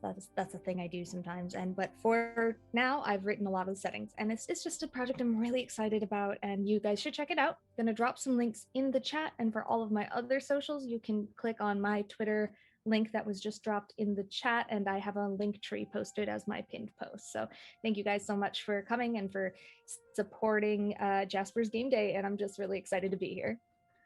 Thank you so much. Next we have Mindari. Hi, hello. I'm Endari. I make a lot of Dungeons and Dragons 5th edition content primarily over on my Twitch channel. I do a lot of writing, world building, homebrewing, mechanic design, all that kind of stuff over there. I basically do all of that on a bunch of different platforms. So it's all under the same name. I got stuff on YouTube, I got stuff on Twitter, Instagram, and Patreon are sort of all of the different places that I have my content up and running. Primarily Twitch though. And yeah, that's me. Excellent. Thank you so much. Next we have the Nart. That's me. Hi, I'm the Nart. I stream on Mondays with a group called Fateful Encounters. We stream at 7:30 Central Standard Time. We currently have 2 campaigns. I am dungeon mastering for Curse of Strahd, where currently they were invited to dinner by Count Strahd von Zarovich himself, and got a very confusing tour of his castle and met David S. Pumpkins. And we also have a pirate-themed campaign where I play a goblin artificer named Miz, which is short for Miserable Little Creature. He thinks that's his name. We are also on YouTube, and we upload each of our episodes as podcasts on Apple Podcasts, Spotify. I think we're on Google Cast, but not Alexa. We're on several Fateful Encounters everywhere. And that's it. Excellent. Thank you. And last but certainly not least, we have Mr. Schmifwick. Hey, I'm Corey. That's Mr. Smithwick. That's my Twitter handle. I'm a public school teacher, and I sponsor a D&D club. So I'm all about getting the next generation to be as big a nerds as the rest of us. Really, that's my mission statement, my life goal. So that's I paint minis, and I run a lot of D&D games online and in person, and that's my whole shtick. Thank you. Very important work in getting the next generation into this. Absolutely. Yes. I'm Stellaluna. I am your dungeon master. I do a couple of different TTRPG things here on Twitch. I'm primarily focused on introducing people to the TTRPG scene, teaching them some table habits, using tools such as accessibility tools, safety tools, and just trying to help cultivate an introduction to people of this kind of thing, what it's like on the other side of the screen, trying to encourage people to run their own games and stuff like that. On Fridays, 9 p.m. Eastern Time, I run an original 5th edition D&D campaign called Unbound. It uses adventures from Uncaged Anthology. Uncaged Anthology is a collection of stories that subvert tropes around mythological creatures and beings that are women. And we have a super all-star cast, and it's basically like a thirsty romance simulator, but also like they're like demigods and they're going around doing these epic things. And I would definitely love to invite you to check that out. But also, please, if this is the first time that you're here at the Initiative Order, please consider giving this channel a follow. They do some awesome work here. And like you're watching right now, Jaspers Game Day, this is an excellent cause. It is here to help raise awareness for suicide prevention, and this is very important stuff. And that is a free way that you can help support the channel, support causes like this. And of course, if it's within your means, please consider donating to Jaspers Game Day, and you can find all of the links there in the chat. All right, we're gonna get right back into it. So, Ellehcor, you have this this magical box that has the face of Kevin, your manager, stamped on it. And you are now outside. You notice that the Myconids are no longer here. I think like shortly after you get out, you see that your companions are joining you. You hear the fray of everything that's going on inside of the tavern behind you. Should we head towards the temple? That's where they where they said they were from. yeah. Well, do we know where the Treant place is? The Treant Grove? Because that's where it needs to go. I could So, try and find their tracks, I think. That's the thing I'm good at, and I pull up the thing again. I'm like, yeah. Oh, yeah. That's Maybe great then. try that. Yeah. We should make the best use of everybody's skills. Okay. I'm Oh. gonna We should hurry. That's Like, good. comically just like get down on the ground and start looking for like mushroom footprints. Excellent. Roll me Is- survival, please. That's a phrase I thought I would say today. Oh no. I rolled a 1, so 7. Tell me how this just doesn't work out for you. Mushroom footprints. Yeah, the group of you see Raze down on the ground trying to survey the terrain for these mushroom footprints, and you don't see anything. No. Like rocks. What do their feet look like again? I didn't get a good. They looked like little Look. like roots or something. Did they? Is that what it Maybe was? I didn't pay attention to their feet. There was a lot of stuff going on with the whole of them being talking mushrooms. Yeah. I mean, I think the grove should be near the temple because they were like protecting the nut for the grove. I'm sorry, guys. I tried to help. I was just Don't be hard on yourself. We can't succeed every time. No, you did Let's great. just head up toward the Excellent. temple and see if we see the grove there, right? So, Ellehcor, you had very specifically saw the temple when you first arrived here, so you have a very good sense of what direction that is. It's this way. All right. And she swishes her cloak again. You want to lead the party? She will. Okay, go ahead and roll me survival at advantage, because you know exactly which way you need to go.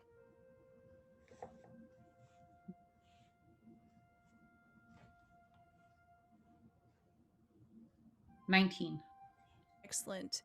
All right, so describe to me how you masterfully navigate through this jungle terrain wilderness and you expertly find the path that you need to be on. First, she takes the box and puts it in her bag, her backpack, because we all have backpacks somehow. And then she's just like, it's this way, and she just makes her way. Like, she's very nimble, so she like doesn't get caught on any trees or branches or anything, and she's just like, walk this way. Can I fly that way? Sure. Okay, cool. I didn't know we had to walk or not. Just watch out for the branches. Okay. I have a -1 in dexterity. I'm gonna have a hard time walking that way, in particular. Trip. I mean, can you fly? Because she said you could fly this way. Like that's. I don't think so. No. Do you want me to carry you? No. I'll do my best. Okay. I can make you fly. It says I have a spell called fly. I mean, guys, I can walk. It was just not like that. And watching Ellehcor just like leap from root to branch. It's just all graceful and stuff. Well, I'm just gonna trip and crash through the forest. It's fine. I mean, I'll go behind you, and if something bad happens, I can try to help. Thank you. Likewise. All right. Cool. Go ahead. Okay. So the group of you make your way back towards north, and Ellehcor, you manage to navigate everyone right to the river where it all started. You see that this river just cuts a chasm, and on the other side you have to climb up and over a cliff. So you see that there's like a small stretch of land between where the river, the other side of the river starts and the edge of the cliff. There's not a lot of room to maneuver, and you definitely know that you have to go that way. Raze, in front of you is the river where you were drowning.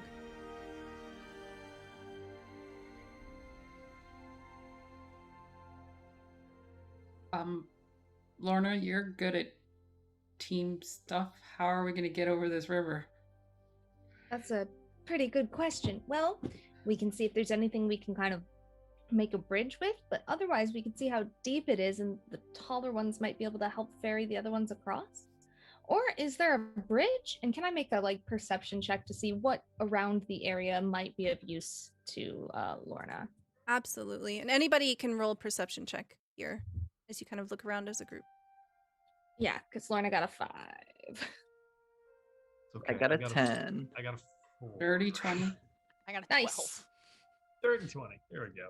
Good thing Ellehcor's got our back. Yeah. Absolutely. He's very perceptive. Same game. Okay. Ellehcor, you can see that there are huge trees right behind you. These could totally serve as a makeshift bridge. There's definitely no established bridge here. The torrent is pretty strong. Yeah, and you do all have equipment with you. You seem to be completely geared for adventure. Raelin has a very interesting looking backpack. That was a joke. Oh, okay. Well, you can't just slide into my DMs with a joke like that. It's canon now. Can you please tell the class what your backpack looks like? I didn't mean to. I didn't mean for it to be a direct message. I messaged in our Zoom chat apparently to just Stella that I have a cool Lightning McQueen backpack. Oh my gosh, I love it. God, that is amazing. Oh, good. Yes. Didn't know that was an option. Mahra, these trees look like they could probably go over the river. Could you, well, you're a nature person first. Could you talk to them? And if not, could you push them over since you're really strong? Oh, yes, sure. I am more of an animal person than a plant person, but I'll like pat the tree and be like, really sorry about this. And then I am gonna, let's see. I was like, do I have anything? I'm gonna take my staff and try and like use that maybe as sort of leverage to kind of like push the tree out. Hopefully it's like a absolutely. dying tree. All right, go ahead and roll athletics for me Okay. at advantage. I have an axe. Oh, well, the first one's a natural 20, so, and then the second one's a 19. So 28. Excellent. Okay, Raze is like, I have an axe, and tell me what this looks like any way that you want. You have literally total creative liberty here. So she sort of like pulls up her sleeves a little bit and like puts the staff underneath it and like starts to pull on it, but like the staff just kind of seems like I'm worried about it breaking. So she's just gonna grab like the roots of the tree and just like pull up and like push it. You hear that, and like water sprays everywhere, and you can see that the dying sunlight, as the sun is beginning to set, it catches in the sprinkles, and you can see like little gleams of a faint rainbow nearby as this makeshift bridge is successfully made. Is there something up with these rainbows? They've been everywhere. Is that not normal? I thought this was like a magic thing. I don't know. Is this normal? I just feel like there's an inordinate amount of rainbows, but maybe Nothing is normal here. I've never seen so many rainbows in D&D. Can I like insight check this rainbow? Yeah, sure. Very Like, suspicious of this rainbow here. are you real? Oh my god! I rolled another natural 20. All right. Yes. Kind of like stare down the rainbow, and you're like, why do you exist here? What are you doing? What is your purpose? I want to give this rainbow an existential crisis. Yeah, you see the rainbow slightly waver, uncertain. It's like, oh no, I'm being perceived. I don't know how to deal with this. And it just winks out of existence. Leaves you with no answer. Schrodinger's rainbow. Oh my god. Aw. I feel like such a bully. You embarrassed it into submission. Let's just go across the river. Stared at the rainbow so hard Yeah, it that- ceased to be. Just crossing the river seems like a good plan for now. Does anyone need a piggyback ride? Well, Kippy, I know you'll need a shoulder ride. No, I think I can do it. And Kippy starts to walk across the log, forgetting that he can fly. Okay. So all of you looking at this log, you can definitely tell, like, yes, it's large enough to walk on. It's sturdy enough. It's not going to like sink or roll or anything, but it is quite narrow. So you're going to have to go single file, and it is dangerous. Like, you are going to have to do a roll here. So if there's anything you want to do in like preparation of this, absolutely can. Is there Or if you just want to book it, maybe go another ahead. tree that can push down next to it? Hold on. A little more stability. Let me try. Kippy's gonna like reach down and try and touch the water and try and freeze enough water to like hold it in place so it's not at least getting knocked around. okay. Yeah, absolutely. How do you want to do this? So Kippy reaches down and like touches the water, and it like freezes a little bit. And so he runs back across the log to the front side, runs back the few inches he made it, which is a long way for him. Yeah, you just see like everyone's just kind of standing there, and you just like you're just like waiting, get to the other side, And all so the way back. as I'm on the other side of the river, I freeze water to the ground and log, and then I do Fantasia Dance of the Sugar Plum Fairies, where like the fairies are literally like jumping on things and its frost is just spreading out from where their feet land. Kippy does that all the way across. Freezing water enough to kind of anchor this log in place. Okay, absolutely. You definitely get the sense that this is successful and it really helps. So everyone here can make their way across at advantage. Ooh. Thank you. I'm gonna tie a rope to Raze just in case And if offer Kippy Raze a is high okay. five. Kippy, this hand comes up and you're like literally the size of this hand. Huh.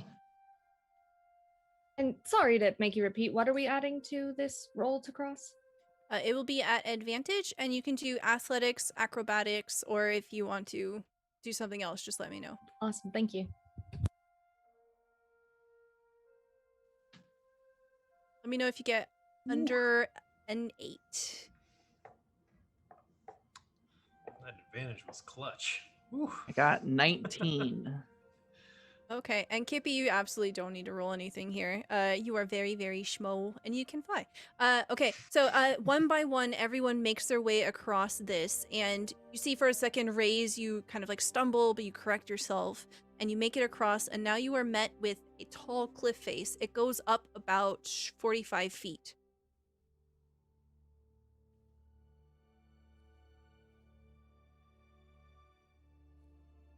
Oh, You said you could make us fly? How many of us can you make fly? Don't know. It just says fly. It's probably just one. But maybe if you make Mahra fly, she can carry people up. yeah, she's strong. She's Oh. strong. Yeah, I could, probably do that. I don't know how. Curious. Would you like to test it out real quick? You Like, Yeah, let's do it. Russell's still a big guy, and you're, well, a little taller than normal. I It's just a little incredulous. Like, to save us some time, I think I might be able to scale it. I think I could probably climb it also. But I don't know what everyone wants to do. we have all this, like, rope. If a couple people could climb it and then drop a rope down for the rest of us, That's that a would good be idea. good. Kippy, Yeah. can you just carry this end of the rope up there? Sure. I will climb as well because I'm not sure how tight Kippy can tie that knot. That's a good So- call. Thank you. Yes. Hey, I was an Eagle Scout. Yes, but you're very small right now, Kippy. Yeah, Oh, you're yeah. like body I know hugging you're the not- rope. Accustomed to being that size, but I'll lend you a hand. Oh, thank you. And Lorna's gonna try and climb the cliff face. So we'll just go ahead and say that, Lorna, you do climb up, especially with Kippy there pulling the rope so you don't have to drag the rope with you. Mhm. So as you get up, what do you want to do with this rope? Is there somewhere we can loop it around like a rock or a tree? Yeah, you see like a really sturdy trunk nearby. Okay. And she's gonna be like, come help me with this, Kippy. Here, you hold it right here Okay. so it doesn't slip, and Uh-huh. I'll get this and just starts kind of tying like a sailor's knot, something, that's gonna Okay. be nice and tight. Go ahead and roll survival at advantage. Awesome, thank you. I'm glad we have Ellehcor is just- advantage. Watching that they're not being followed. Ooh, good point. Okay, go ahead and roll me perception, please. That'll be a 19 for me. Okay. 28. It was a natural 20. Nice. Nice. Okay. Yeah, so Lorna, describe to me like especially with the help of Kippy. I'll say like by yourself you're not able to do it, but Kippy is able to help you. Yeah, having Kippy hold it like against the tree is what really helps because the rope keeps slipping and trying to fall down the rock face. So just Kippy, hold this here, please. And is gonna do kind of like a double knot. Like maybe I would say maybe a member of her family was maybe a sailor. Not like a sailor for job, but like for fun, went sailing a lot. So growing up, she learned how to tie knots. Never really had to use it except occasionally in the warehouse, but now she's like, this is the time.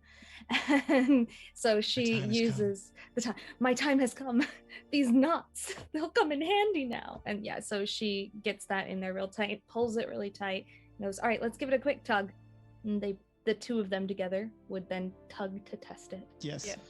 And That seems Kippy, secure to me. yeah, especially with your background with being with the scouts, you are very certain that this is a good knot. Ellehcor, as you're looking around with that nat 20, you hear through the wilderness around you. It's really hard to hear anything because of the rush of the water, but you see in the boughs of the trees those golden eyes that Mahra has seen before. There are things in the trees, very small creatures, maybe like cat size. Do you have dark vision? Yes. Okay, yeah, you can see that there are these little monkey-like creatures in the trees, and they're watching you. Those flying monkeys are back. What? What did you say to them earlier? I just asked them why they were staring at us, and I'll go look at them again. Are they? And they're just staring again. They're not like Just making staring. any motion. As soon as Ellehcor lets everyone know that they exist, you can all kind of pinpoint it a little bit. I mean, I'll just like sort of like prod at them again and be like, "Why are you guys here?"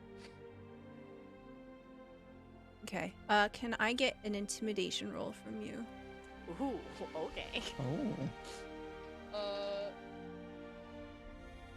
That is a 16 for intimidation. Okay. You see that like about half of them begin to scatter away, the fluttering of wings and the rustling of trees as they flee, but the other half remains stoic and ever vigilant. You can see that the rope is shaking a little as Lorna and Kippy finish tying it off. Ellehcor's like, I got this. And she casts Cause Fear and says, she said, leave. Oh, shit. So what does this spell look like when you cast it? I like to imagine that like her like Storm, you know, her hair like starts flying and her eyes get all bright. And she's like, she said, leave. And like her voice is thunderous. Yeah, it's like a crack of the heavens. You hear it booming out, especially over the river. And you see all of a sudden all of the trees just burst with life as birds of all different kinds, and the monkeys flee. You see that there must have been some kind of panther somewhere lurking in the bushes nearby, and it just sprints away. See some fish are starting to like try to fight against the torrent trying to get away. You all feel it just kind of shake your bones. Are there just like no animals that are like hanging out around here? Because like that's really weird for a jungle to not be like teeming with life. She like... got them all in one go. Yeah. She kind of got me too. I'm Let's not gonna get lie. out of here. Oh my god. Also, Ellehcor, that was awesome. And at this Thanks. point, I would say Lorna's calling down, okay, guys, it should be steady. And I like hold the rope out to Ellehcor, like, please go for it. Ellehcor tries to climb with her very not strong self, who's very dexterous. We're gonna say that like you take the amount of time that you need to get up, and eventually everybody does get up, and you find that you are on a slope that is beginning to move up towards the mountain.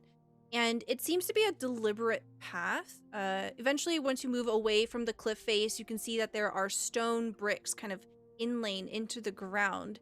And you eventually find this mountain path that is going to make your way up. You can see that it is starting to get dark around you, and the temperature is starting to cool. During the brighter hours, it was definitely pretty hot. It was baking the humidity into you.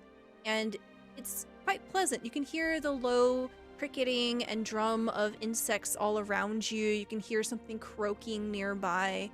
And this is actually a pretty nice place. Now that you've spent some time in it, you find that the area is quite serene.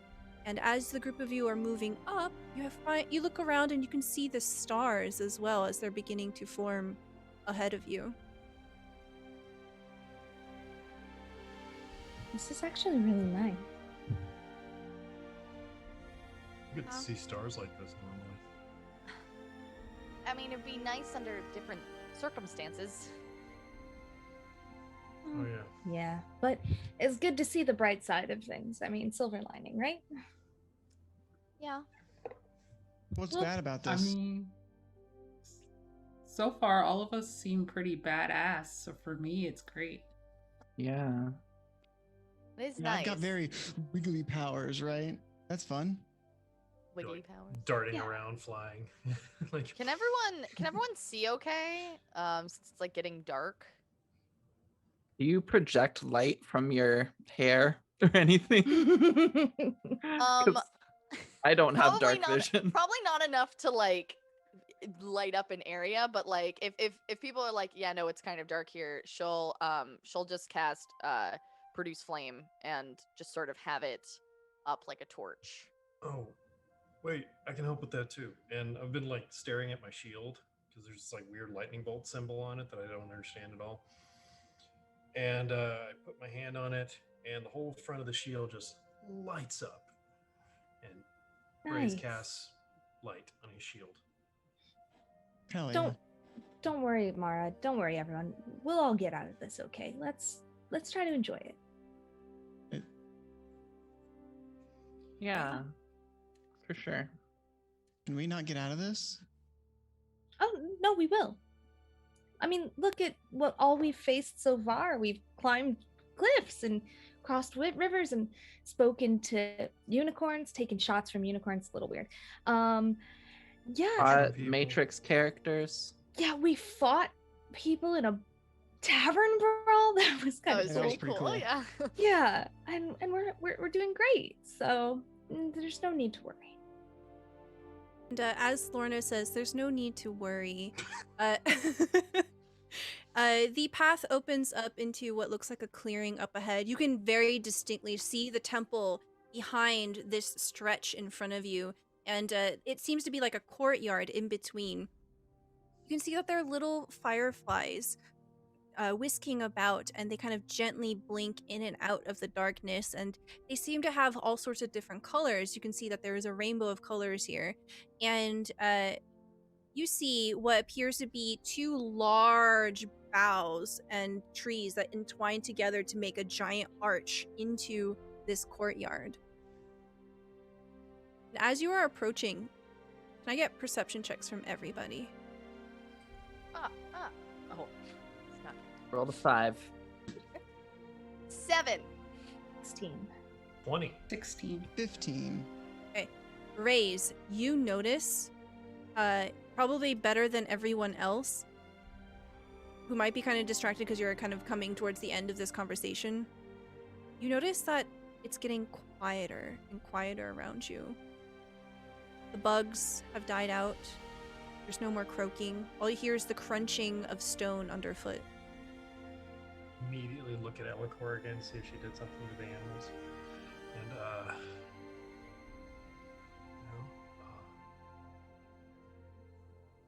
It probably takes him a second to, but he knows something is wrong and just, guys, it's really quiet. He like starts whispering. It's really quiet all of a sudden.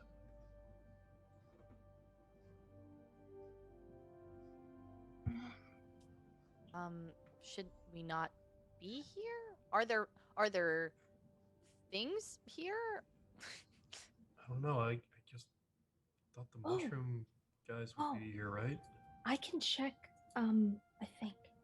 No, but I can protect us from good and evil. So, but only one of us. Never mind. That's not gonna help. I mean, I sort of have a thing that I can do, but I kind of wanted to save it in case we were in danger at all. Yeah. But Well, let's go see. This kind of looks like the place the mushroom people were talking about. Maybe. maybe. Sounds like it. So as you're approaching the courtyard, everyone who rolled over a 10, you can see very faintly there is a gold circle around this courtyard. It's very faint and glittery. holds. Or... We'll say that Mahra like one doesn't of see you. it. Yeah, we'll say that Mahra, you're kind of like you just walk through it and nothing happens. Raelin She's does the gonna same. go. Yep. Yeah. Yeah, Kippy's gonna fly over it. I think Lorna actually is going to, after thinking through things for a minute, they're gonna. Okay, wait, I think I can do this and concentrate and do divine sense, which is detect good and evil. All right. That is celestial fiends. Or undead within 60 feet that is not behind total cover. Okay. You definitely don't sense any of that. Just So, like- but what does it look like when you cast this spell? It's like it starts around her head, and it's just this light, this vague yellowish light that starts, and it becomes wider, and it's almost like an aura. And she's just sitting there like, and she's like, and she opens her eyes, and as soon as she does, it all goes straight back into her body, and she goes, well, there's nothing good or evil here, in the strictest sense of the word, and no undead, so yeah, we might as well. Okay. So we're gonna say that Mahra, Raelin are up front. Kippy also went, so the three of you are like up front, and we'll say that Ellehcor and Raze are in the middle, and Lorna was in kind of like the back because you cast this spell. So as like the majority of you kind of cluster towards the center of this courtyard, all of a sudden you start to hear battle music. And I'm gonna need everyone to roll some initiative, please. Oh goodness. Oh, this is classic battle music. Nat 20. -1. 18. Ooh, I too got an 18. I got a 10. 17, surprisingly. Oh no, I got an 11. Nice. 17, 11. Ellehcor, what did you roll? 21. 21. Okay. Kippy, what did you roll? 18. Okay.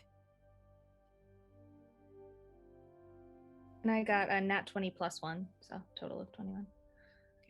Who am I missing here? Mahra, what did you roll? 18. 18. Okay. We put people in right order. The monk is the slowest one this time? How Yeah. did that happen? Just distracted. Yeah. I think it's Looking at other It's hard for her to things. see. Yeah. Leave me alone. It's dark. and what's happening? Okay. All right, let's roll you initiative. Rolled a 12. Okay. So as the group of you kind of meet here in the middle, you suddenly hear music. It's disembodied. It doesn't come from one particular place. What's happening? Weapon and shield out again. Music? And Raelin said this is kind of like combat music, so yeah, and he's also gonna pull out weapon and shield. Wait, are we fighting? Who are we fighting? I don't know Uh-huh. yet, but get your spells ready. Okay. Kippy starts wiggling his fingers like he was taught to do to cast magic. Ellehcor's gonna take her hat and she's going to put her fingers down the side to the front, and she's gonna cast Blade Ward on herself. Ooh. What does this spell do and what does it look like? So it says you extend your hand and trace a signal of warding in the air until the end of your next turn. You have resistance against bludgeoning, piercing, and slashing damage dealt by weapon attacks. But yeah, it's just her going like this, so she looks all cool, and then she pulls out her shield and her sword. Excellent. I love it. Okay. I'm gonna do one more thing too. I'm sorry. Yep, go ahead. I'm gonna go fight. Looking at Lorna, fight. Okay. I'm gonna like squinch my eyes together and whisper some words and cast bless on Raelin, Lorna, and Ellehcor. Yes. Okay. Thanks. Excellent. Thank you. All right.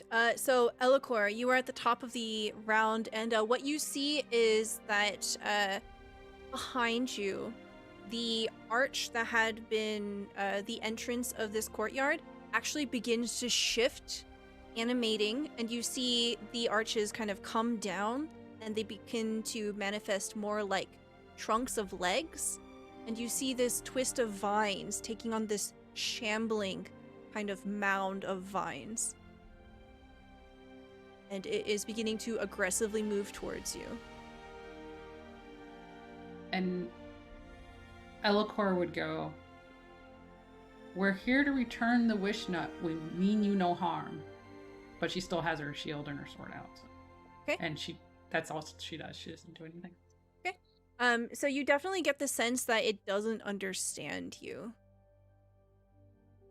Do you want to like hold an action or anything? Yeah, she'll hold an action for if it attacks her or anyone in the group, then she'll attack. Okay, excellent. Next we have Lorna. Lorna is going to say, "Who has the wish nut? Where does it go?" And is kind of brandishing their shield, and I think we should return it to where it goes. And I think I'm also going to hold my action, but my action will be to attack the Shambling Mound with my Morning Star if it is aggressive toward me or any other party member. Okay. Mahra, it is your turn. Oh, okay.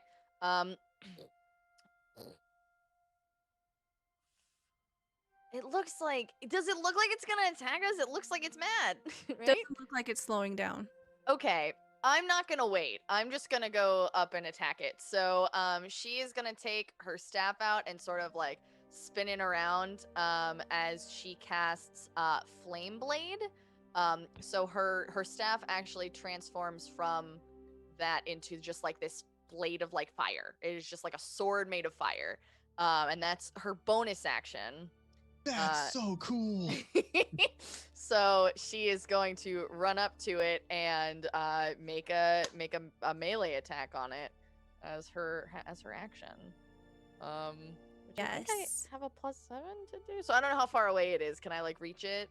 We'll just say since we're doing Theater of the Mind that instead of like rushing forward, we'll have you like next to the other two characters that have held their actions. That way we can kind of like not make their thing wasted. Oh, sure. Yeah. So yeah, like it'll come up and then you can like absolutely like hit it first. Great. So I'm going to do that. And that is an 18 to hit. Okay. Yeah, that absolutely hits. This creature has a armor class of 15. Okay. So on a hit, the target takes 3d6 fire damage. And also for anything that like for like light for people, the sword itself sheds bright light in a 10-foot radius and then dim light for an additional 10 feet. So people can also like see just as like a heads up with that. Nice. I got you, boo. I rolled all 3s. So that is 9 points of fire damage. Okay. So as you strike with your fire damage, you can see that it actually kind of like begins to smoke and fizzle out. You see that this shambling mound is actually very wet. Okay. It seems like the fire damage didn't do as much as you thought it might. Okay. It only took half damage, so it took Good to know. 4. Okay. Anything else you want to do? Nope, that's my turn. Okay, Kippy, it is your turn. You can see that fire damage does not seem to be significantly effective in any way. Kippy wiggles his fingers, and he's gonna cast fairy fire on it, and as he flies kind of over the head of this mound, again, pixie dust kind of falls on this creature, but it becomes illuminated, glowing in a pink aura if it fails a dex save. Oh yeah, absolutely. Okay. Dex save. It rolled a nat 20, which is a 19, unfortunately. So tell me how this doesn't work as the way you intended it to. So Kippy's wiggling his fingers as he flies towards this thing, but he releases the dust too early, and it just kind of a trail of pink sparklies is on the ground, right, and it ends right before it gets to the mound itself. Oh, that's so precious. I love that. Oh. All right. Anything else you'd like to do? No. Okay. Raze, it is your turn. Okay, Raze is gonna probably freak out a little bit again because plant monster just came to life and started shambling towards him. So he's just gonna kind of he drops his flail and like hides behind his shield for a second, and screams and puts his hand out, and a bell rings, and we're gonna do Toll the Dead on the Shambling Mountain. Okay, absolutely. That's a wisdom save. All right, wisdom save. It rolled a 19. I'm Oh sorry. no. Nothing Hey, happens. we've been rolling really high ourselves. No worries. All right. Yeah, it doesn't seem to be intimidated by this. It just keeps boosh, boosh, boosh. Hear that bell? No. What bell? Oh no. All right, it is the Shambling Mountain. I'm sorry, is there anything else that you wanted to do? Nope. I'm just gonna hang behind the people that are all brandishing their weapons like they're ready to strike. Okay, the Shambling Mound comes up, and this does reach melee range of Lorna and Ellehcor. We'll do Ellehcor first. Go ahead and roll. 23. Okay, that's a hit. And people are within 5 feet of it, right? Yes. Yeah. That level of rogue. Yes. Yes. Oh my gosh, we love it. Sneak attack.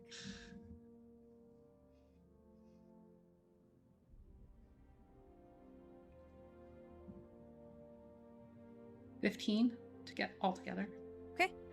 What kind of damage is this? Scimitar is slashing. Yeah, slashing. Okay. Yeah, so your slashing is very effective with this, and you see that it does exactly what you would expect. You see, like, vines, as you're like cutting into it, vines begin to slough off and just kind of fall uselessly to the ground, reducing its size. Anything else for you? Actually, she will. Oh, right. Sorry, this is the reaction. Is there anything else part of your reaction? No. So then we will say it is now Lorna's reaction. Okay, and Lorna is going to, if it is, engaging in combat, Lorna is going to try to hit it with the Morning Star. Okay. So that will be a. Wow, I'm rolling really good this session. Oh yeah. To hit, we've got. Wow. Okay. All right then. 24. Okay. Oof. Excellent. Go ahead and roll me damage. Alrighty. 11 damage. Okay, perfect. All right, so as it comes up towards the group of you, it focuses on Mahra. You see these vines reach out towards you as it tries to engulf you. You will have to Oh, good. succeed on a EC 14 Constitution save. Constitution. Okay. We'll see. Oh my god, I think I rolled a 14. I got Nice. a 14. Okay. Oh, I'm dumb. I did these in the wrong order. It's gonna try to attack you first. Oh, okay.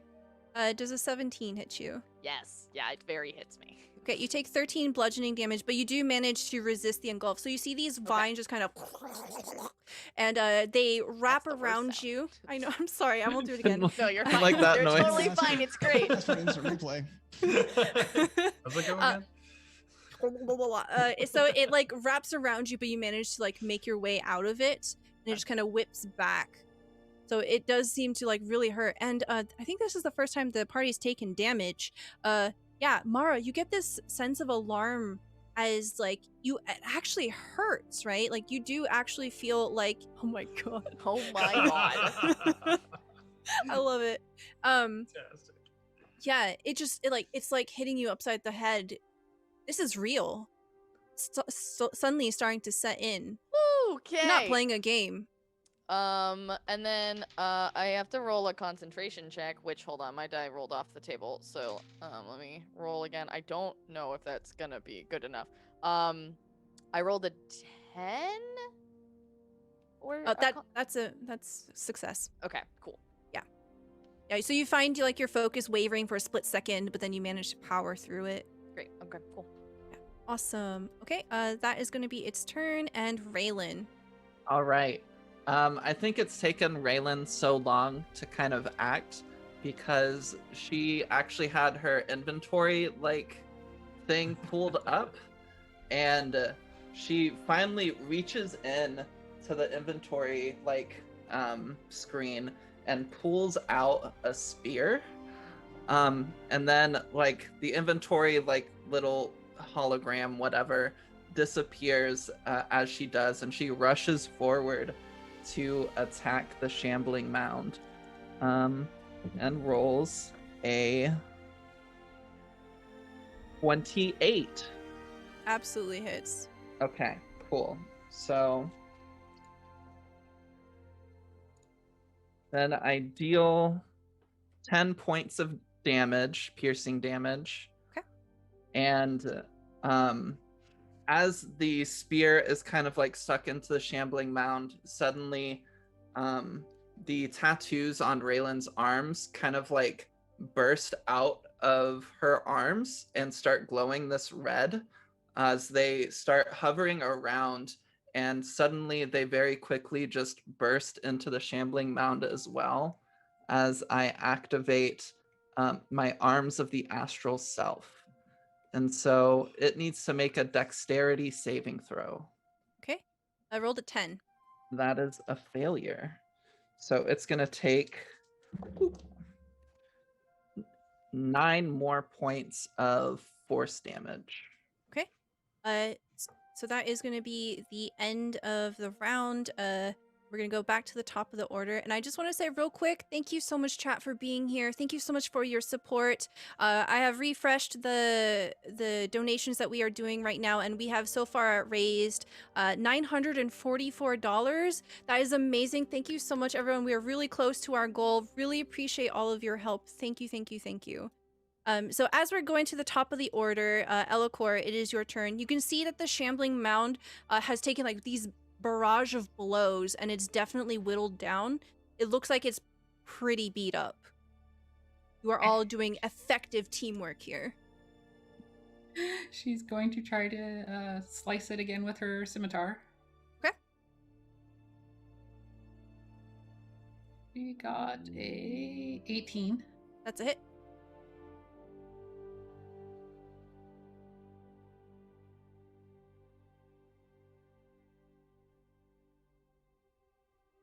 Eight points of damage that time. Okay. Excellent. Then she's going to use an action surge. Yeah, absolutely. And attack it again.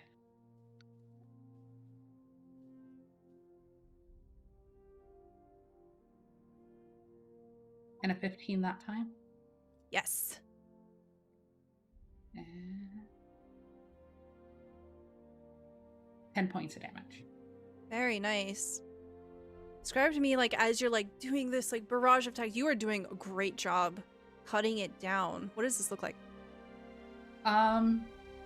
It's almost dance-like. She's very much, moving here and there and slashing it. Yeah. Oh my gosh. I bet, especially with your whooshing of your cloak and stuff and your awesome hat. It's terrifying, but also graceful and wonderful all at once. All right. Anything else for you? That's it. Okay. Lorna, it is your turn. Okay, Lorna is for a minute going to hold her mace and center herself, and you guys see that light again is casting Divine Smite, which will allow me to add an extra 2d8 to my hit. Absolutely. And comes in with that and just smacks it as square in the center of it as possible, and we'll see if it hits. Oh, it should, hopefully. Wow. And Bless is still up, right, Raze? Okay, cool. So 24 again. That's a hit. Yes. Yes, yes, yes. All right, and let's do some damage. Okay. 12 damage. Very nice. And yeah, she just smacks it in the center to try and kind of knock it off balance. Yeah, especially with such a mighty blow, you can see the Shambling Mound kind of it lurches back, and it tries to center itself as well, and the vines are sort of writhing around haphazardly. Anything else for you? I will say that we're probably okay. I have a lot of protection stuff, but so far everyone's been pretty good. Wait, Mahra got hit, correct? Yes. Okay. With my bonus action, CLorna is going to cast Sanctuary on Mahra, which will ward a creature against attack until the spell ends. The duration is 1 minute, so it's going to give you any creature who targets Mahra has to make a Wisdom saving throw, and on a failed save, it has to choose a new target. Okay. What does this spell look like? She's gonna hit the thing, and then she's gonna go, okay, I need to protect Mahra. Here, and is gonna toss light out, and the light is gonna boom like a force field around Mahra, and is just gonna kind of float there, surrounding her. Okay. She just saw somebody, actually, one of her coworkers actually get hurt. She's like, this is not a game anymore. Yeah, you all No. saw that. It was very, very rough. And Mahra, it is your turn now. Thanks, Lorna. So she, seeing that her sword didn't necessarily do as much as she would have wanted it to, is she within... She's within melee range, so she is going to, basically just sort of, like, look at her hand, and, her hand is, like, she's gonna, like, flex it, and, like, claws are gonna pop out, and she is going to try and, slash at him, or at the Shambling Mountain with her hand, and she's gonna cast, Primal Savagery. Yes. So, we'll see. Oh yeah, that hits. It's like a 25. Oh, yes, yes, yes. And it does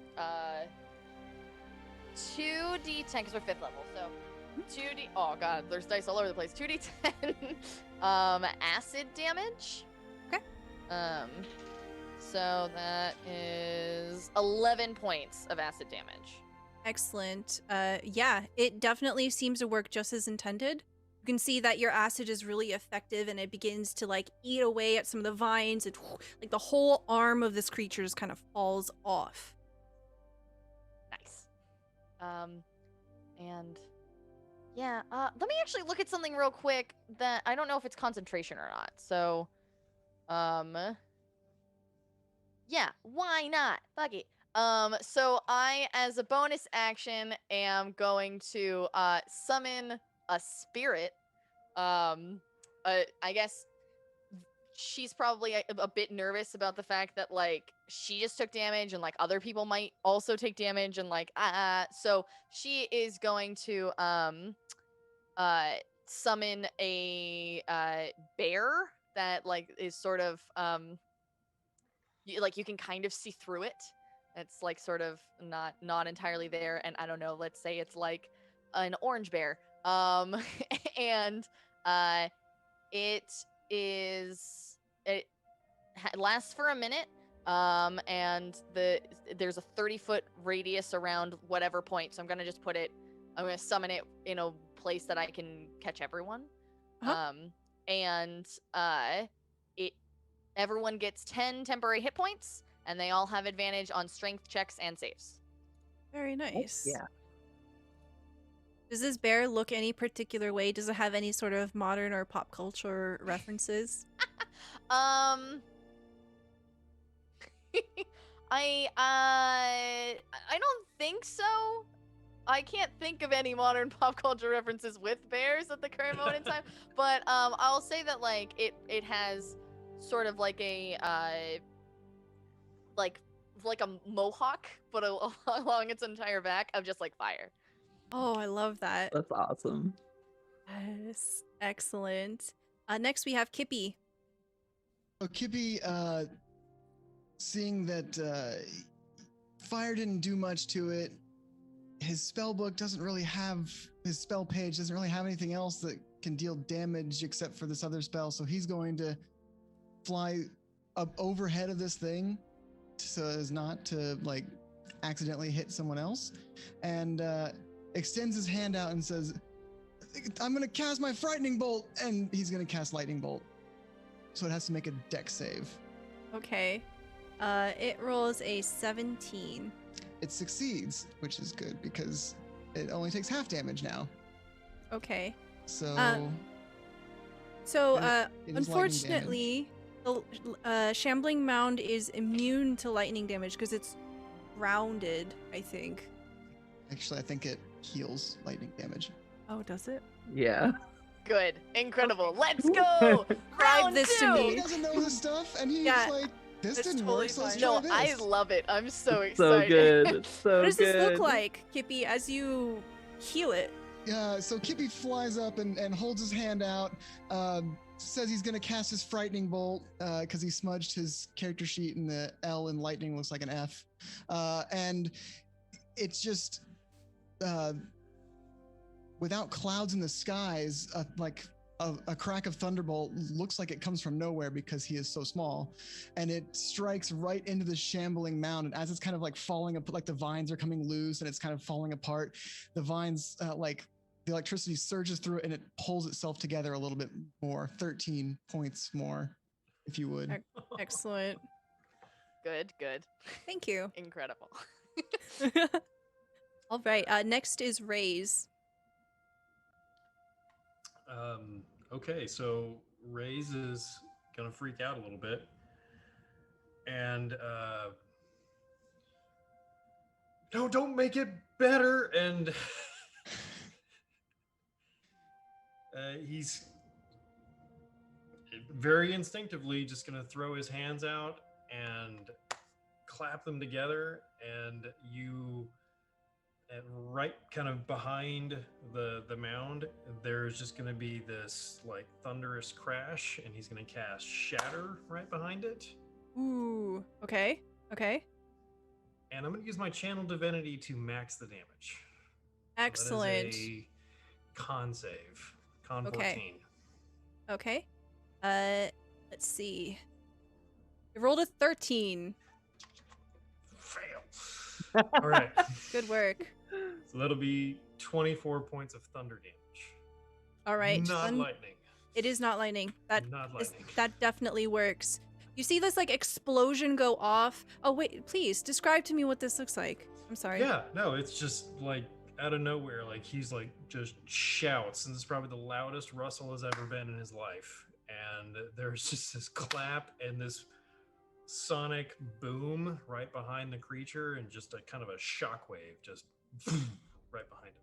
Yeah, you see that arm that's like knitting together with the like sparks of like lightning. You just immediately like this like sonic boom just cuts right through it, and it just eviscerates it completely, just destroying it.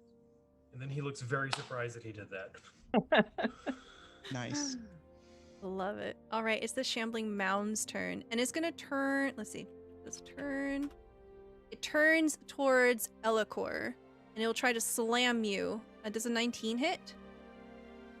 19 just hits. That's Okay, very you take easy. 12 bludgeoning damage.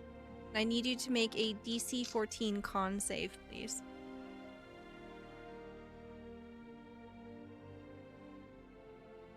On's her best save. 17. Excellent. So you see this like the remaining arm just like slams into you. The vines try to wrap around you, but you're able to shrug it off. And that is going to be its turn. Next we have Raelin. All right. I keep forgetting that I have like an extra attack because I never play martial classes. So I need to remember that this time. Okay. So first I rolled a like 24 Okay, that hits. with my spear, and that's gonna be 7 points of damage. Okay. And then for my second attack, I roll a 29. Okay. And That that's hits. going to be another 7. And then bonus action, I'm going to spend a key point and do Flurry of Blows to get 2 unarmed strikes. And those are going to be with my spectral arms. And that's a nat 20. Okay, love it. Okay. Yes. That And hits. so that is Hell yeah. Monks. Oh my god. Monk shit. 11 points of damage. Okay. And then lastly is 17. That hits. I'm sorry. There's Okay. a corgi There's a corgi. Oh my god. Oh my god. The sweet Yeah. bean. Her And name is that's Love. another Sorry. 10 points of damage. All right. Tell me what this looks like as you destroy this thing. Yeah, I think Raelin just kind of like stabs into it again and then pulls out the spear, spinning around and like sticking it a second time. All the while this is happening, the tattoos are just extending out of her arms and like punching down on the Shambling Mound, causing it to collapse further and further under the weight of the strikes into like the stone entryway garden, whatever this place is. And then as like the smoke starts to settle, it just isn't moving anymore. Excellent. And as soon as Raelin delivers that final blow, the combat music immediately stops. The chirping of bugs and croaking of creatures around you slowly begins to creep back in. Who was just hit for 12 points? It's Ellehcor. Was it? Oh, but it's only really 2 because I had 10 temporary hit points, so she's good. She's good. Oh, She does not look like she was perturbed at all. Okay. Lorna still is going to just touch you on your shoulder and just and is gonna put her hand there. It's gonna glow a little, and you're gonna regain 2 hit points with the lay on hands. I'm gonna go over to Mahra, and because I know she got slammed earlier, and hey, are you okay? I don't feel great, but I'm not dead, so. Yeah. And I'll just kind of clap my hand on her arm for a second and cast Cure Wounds. Thank you. Excellent. Kitty's gonna fly down. Please don't tell Kevin that I messed up. I'm sorry. Oh, I don't think you messed up. I mean, yeah, you gave it a little extra health, but it just gave everyone more of a chance to look cool, right? Okay. Yeah, don't worry Yeah, about if it. you didn't give it that, maybe I wouldn't have gotten to punch it out. And that was Okay. fun. I just looked at my spells, and I have one that had fire in the name, and I saw fire didn't work, and I saw the only other one that looked like it could hurt was lightning, frightening bolt, and I don't know. So, There's no way we could have known. Yeah, I'm sorry I yelled at you, man. I was just freaked out. We're all a little freaked out, but don't worry. We made a good team. Let's figure out where we're supposed to put that nut, huh? Yeah, that sounds like a good idea. You Ellehcor see, pulls it out. yeah, as you pull it out, and you kind of like turn it so that the glass pane is facing upward, you can see that suddenly like the moon has made itself known above you, and as it kind of like shines down on you and it touches the box, you can see that the wish nut inside begins to glow, and a soft trail of glitter begins to head out from the box and begin to lead up the stairs towards the temple. Hey, That's I convenient. hate to be this person, since I mean, like, I guess we're trying to be like heroes and stuff. But if we can just wish on the wish nut, can't we just leave? Well, I think we'll get to leave if we just finish the quest, because then the session is over. And Well, what if we- maybe Oh, sorry. I was just gonna say maybe they'll give us a wish on the wish nut if we return it to them. Okay. I It's just the am right thing to worried do. that, we'll give it back and then we won't get a wish and then we'll be stuck here. We'll find a way out. Would that be so bad? I mean, I still have people that I care about in the real world. My heart rate hasn't gone back to normal in 2 hours. So, as much as I love having a sword made of fire, I'd kind of like to go back to them. As Mahra says that, I think throughout the session that some of you had seen people that you recognize from the real world peppered throughout the tavern and the surrounding area. it kind of dawns on you that there's a possibility that you might not be the only ones trapped here.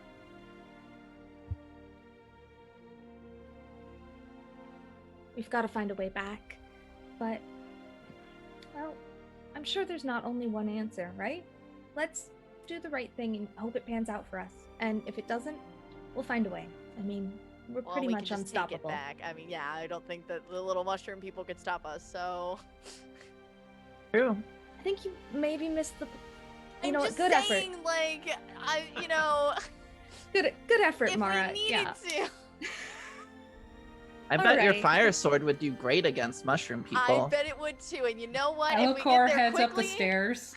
She just turns. Yeah, and with walks the up the box, stairs. you begin to Box. head up the stairs. the sword lasts for 10 minutes, man. So I like a mushroom burger as much as the next person, but they're sentient here, Mahra. Sentient.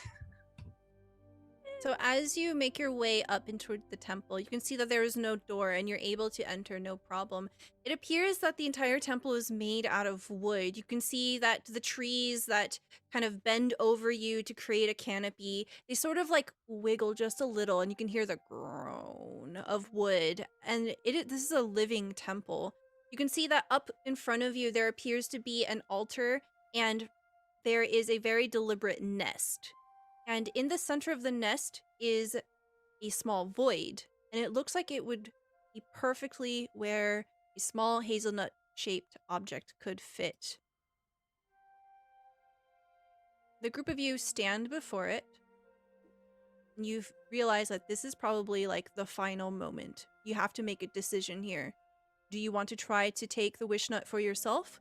Or do you want to surrender it to the temple? Lorna looks expectantly at everyone. Kippy looks very uncomfortable. That is not the first time Kippy has gotten that look from Lorna. Nor will it be no, the just last. In general, Kippy's not comfortable with the idea of stealing something, but he also is kind of afraid to go against everyone else. Oh. Well, Ellehcor, you're ultimately the one that has it. What are we gonna do? They asked for our assistance. I say we return it. I agree. Yeah. She's right. They asked for help. You gotta help them if they ask for help. Mahra, I promise. We'll get you home.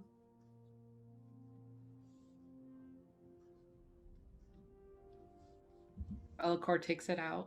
She slides the glass and puts it in the void.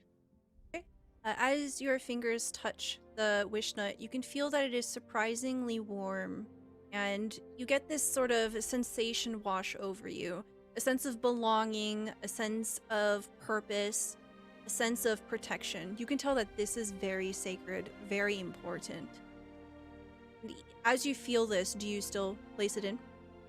She still places it in. Yeah. Okay. Yeah, and as you do, you hear a disembodied voice say, "Roll for initiative." And that's where we're going to end the session. Thank you so much, everyone, for being here. Thank you for my lovely cast, for everyone there in chat, and all of your support. This has been an amazing experience. Before we head off, we're going to do one last round of telling you who is sitting here at our table, and we're going to go ahead and start off with Mr. Schmifwick. Please tell us who you are, where we can find you. Hi, I'm Mr. Smithwick, or Corey on Twitter. That's my Twitter handle. That's where you can find me. I'm a teacher, and I sponsor a D&D club, and I try and teach a lot of teenagers to play D&D. So the future will be better for all of us. Thank you so much. Next, we have the Nart. I'm the Nart. You can find me on Fateful Encounters, a Twitch stream that streams Mondays at 7:30 Central Time. We have 2 campaigns currently going on, and we'll do a lot of content like that. We're also on YouTube and Spotify, Apple Podcast, almost anywhere podcasts can be found. Thank you, thank you. Next we have Mindari. Hi, I'm Indari. I make content on Twitch and YouTube and Patreon and Twitter and Instagram, all of those things, all under the same name. It's a lot of D&D stuff.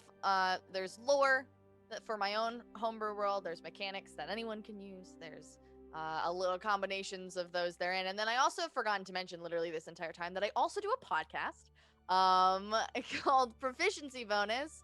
And it is a very dumb D&D, like a comedy advice podcast where we answer bad questions, not good questions. We answer bad questions, like, you know, if you could, how many grandmas can you fit on a roof mechanically in D&D and stuff like that. So it's a lot of fun. They're short episodes, so you should check them out. And they are on all podcasting platforms near you. Awesome. Thank you so much. Next we have CJ Starry. Hey guys, I'm CJ Starry, and I do a lot of different stuff, but in this sort of realm, I am a TTRPG streamer and writer. My most recent project I worked on was with Ink and Lyre, which is also where you can find me on Tuesdays and Wednesdays, playing Through the Breach and playing Candlekeep on Wednesdays, so it's awesome. Our Kickstarter is up for the Stargazers Guide to Aurora, which is really awesome.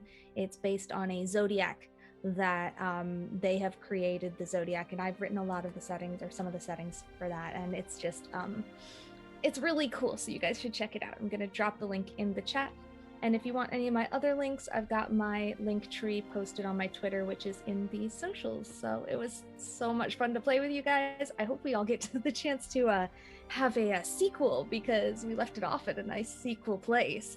And thank you guys so much for supporting Jaspers Game Day as well. It's something that means a lot to me. I think it means a lot to everyone here, so thank you. Thank you, thank you. Next we have our raffle winner, Emma Panata. Hi, I'm Emma Panata, the lucky one, apparently. You can find me on Twitch and Twitter at Emma Panata. I've talked a lot about the stuff going on there. Just started doing TTRPG streams. Have a one-shot tomorrow at noon Eastern time for an Avatar one-shot. And also, I have a giveaway going on at my Twitter right now for some dice from a queer and Black-owned dice shop. So if you want to enter a dice giveaway that the winner is literally being drawn tomorrow, go like and retweet that. But other than that, I'm just very grateful to have been allowed to be here, and I had a ton of fun, so thank you all so much. Thank you. Last but certainly not least, we have Dragon Gem. Hi, I'm Dragon Gem. I stream on my own channel on Sundays and Wednesday nights. I play a lot of puzzle games. I also stream on Friends Who Roll Dice. I play in a 5e campaign over there on Monday nights, so you should join us. It's very fun. I'm the Dragon Gem on Twitter. If you want to follow everything that I'm doing. And yeah, have a great night, everyone. And thanks for coming, and thanks for supporting Jaspers Game Day. You all are so wonderful. Yes, thank you so much, everyone. I'm CLorna. I was your game master for today. Really appreciate all the show of support. Please stay tuned. There's going to be a whole nother game here in just a short few minutes. We have raised $954. We're very, very close to our goal of 1,000. Really appreciate you. You can find me here on Twitch at StellaLuna. You can find me on Twitter at StellaLunaTV. It's been an absolute pleasure. Please make sure you take care of yourselves. Grab some water, grab some snacks, and we'll be back here shortly with the next game. Bye, everybody!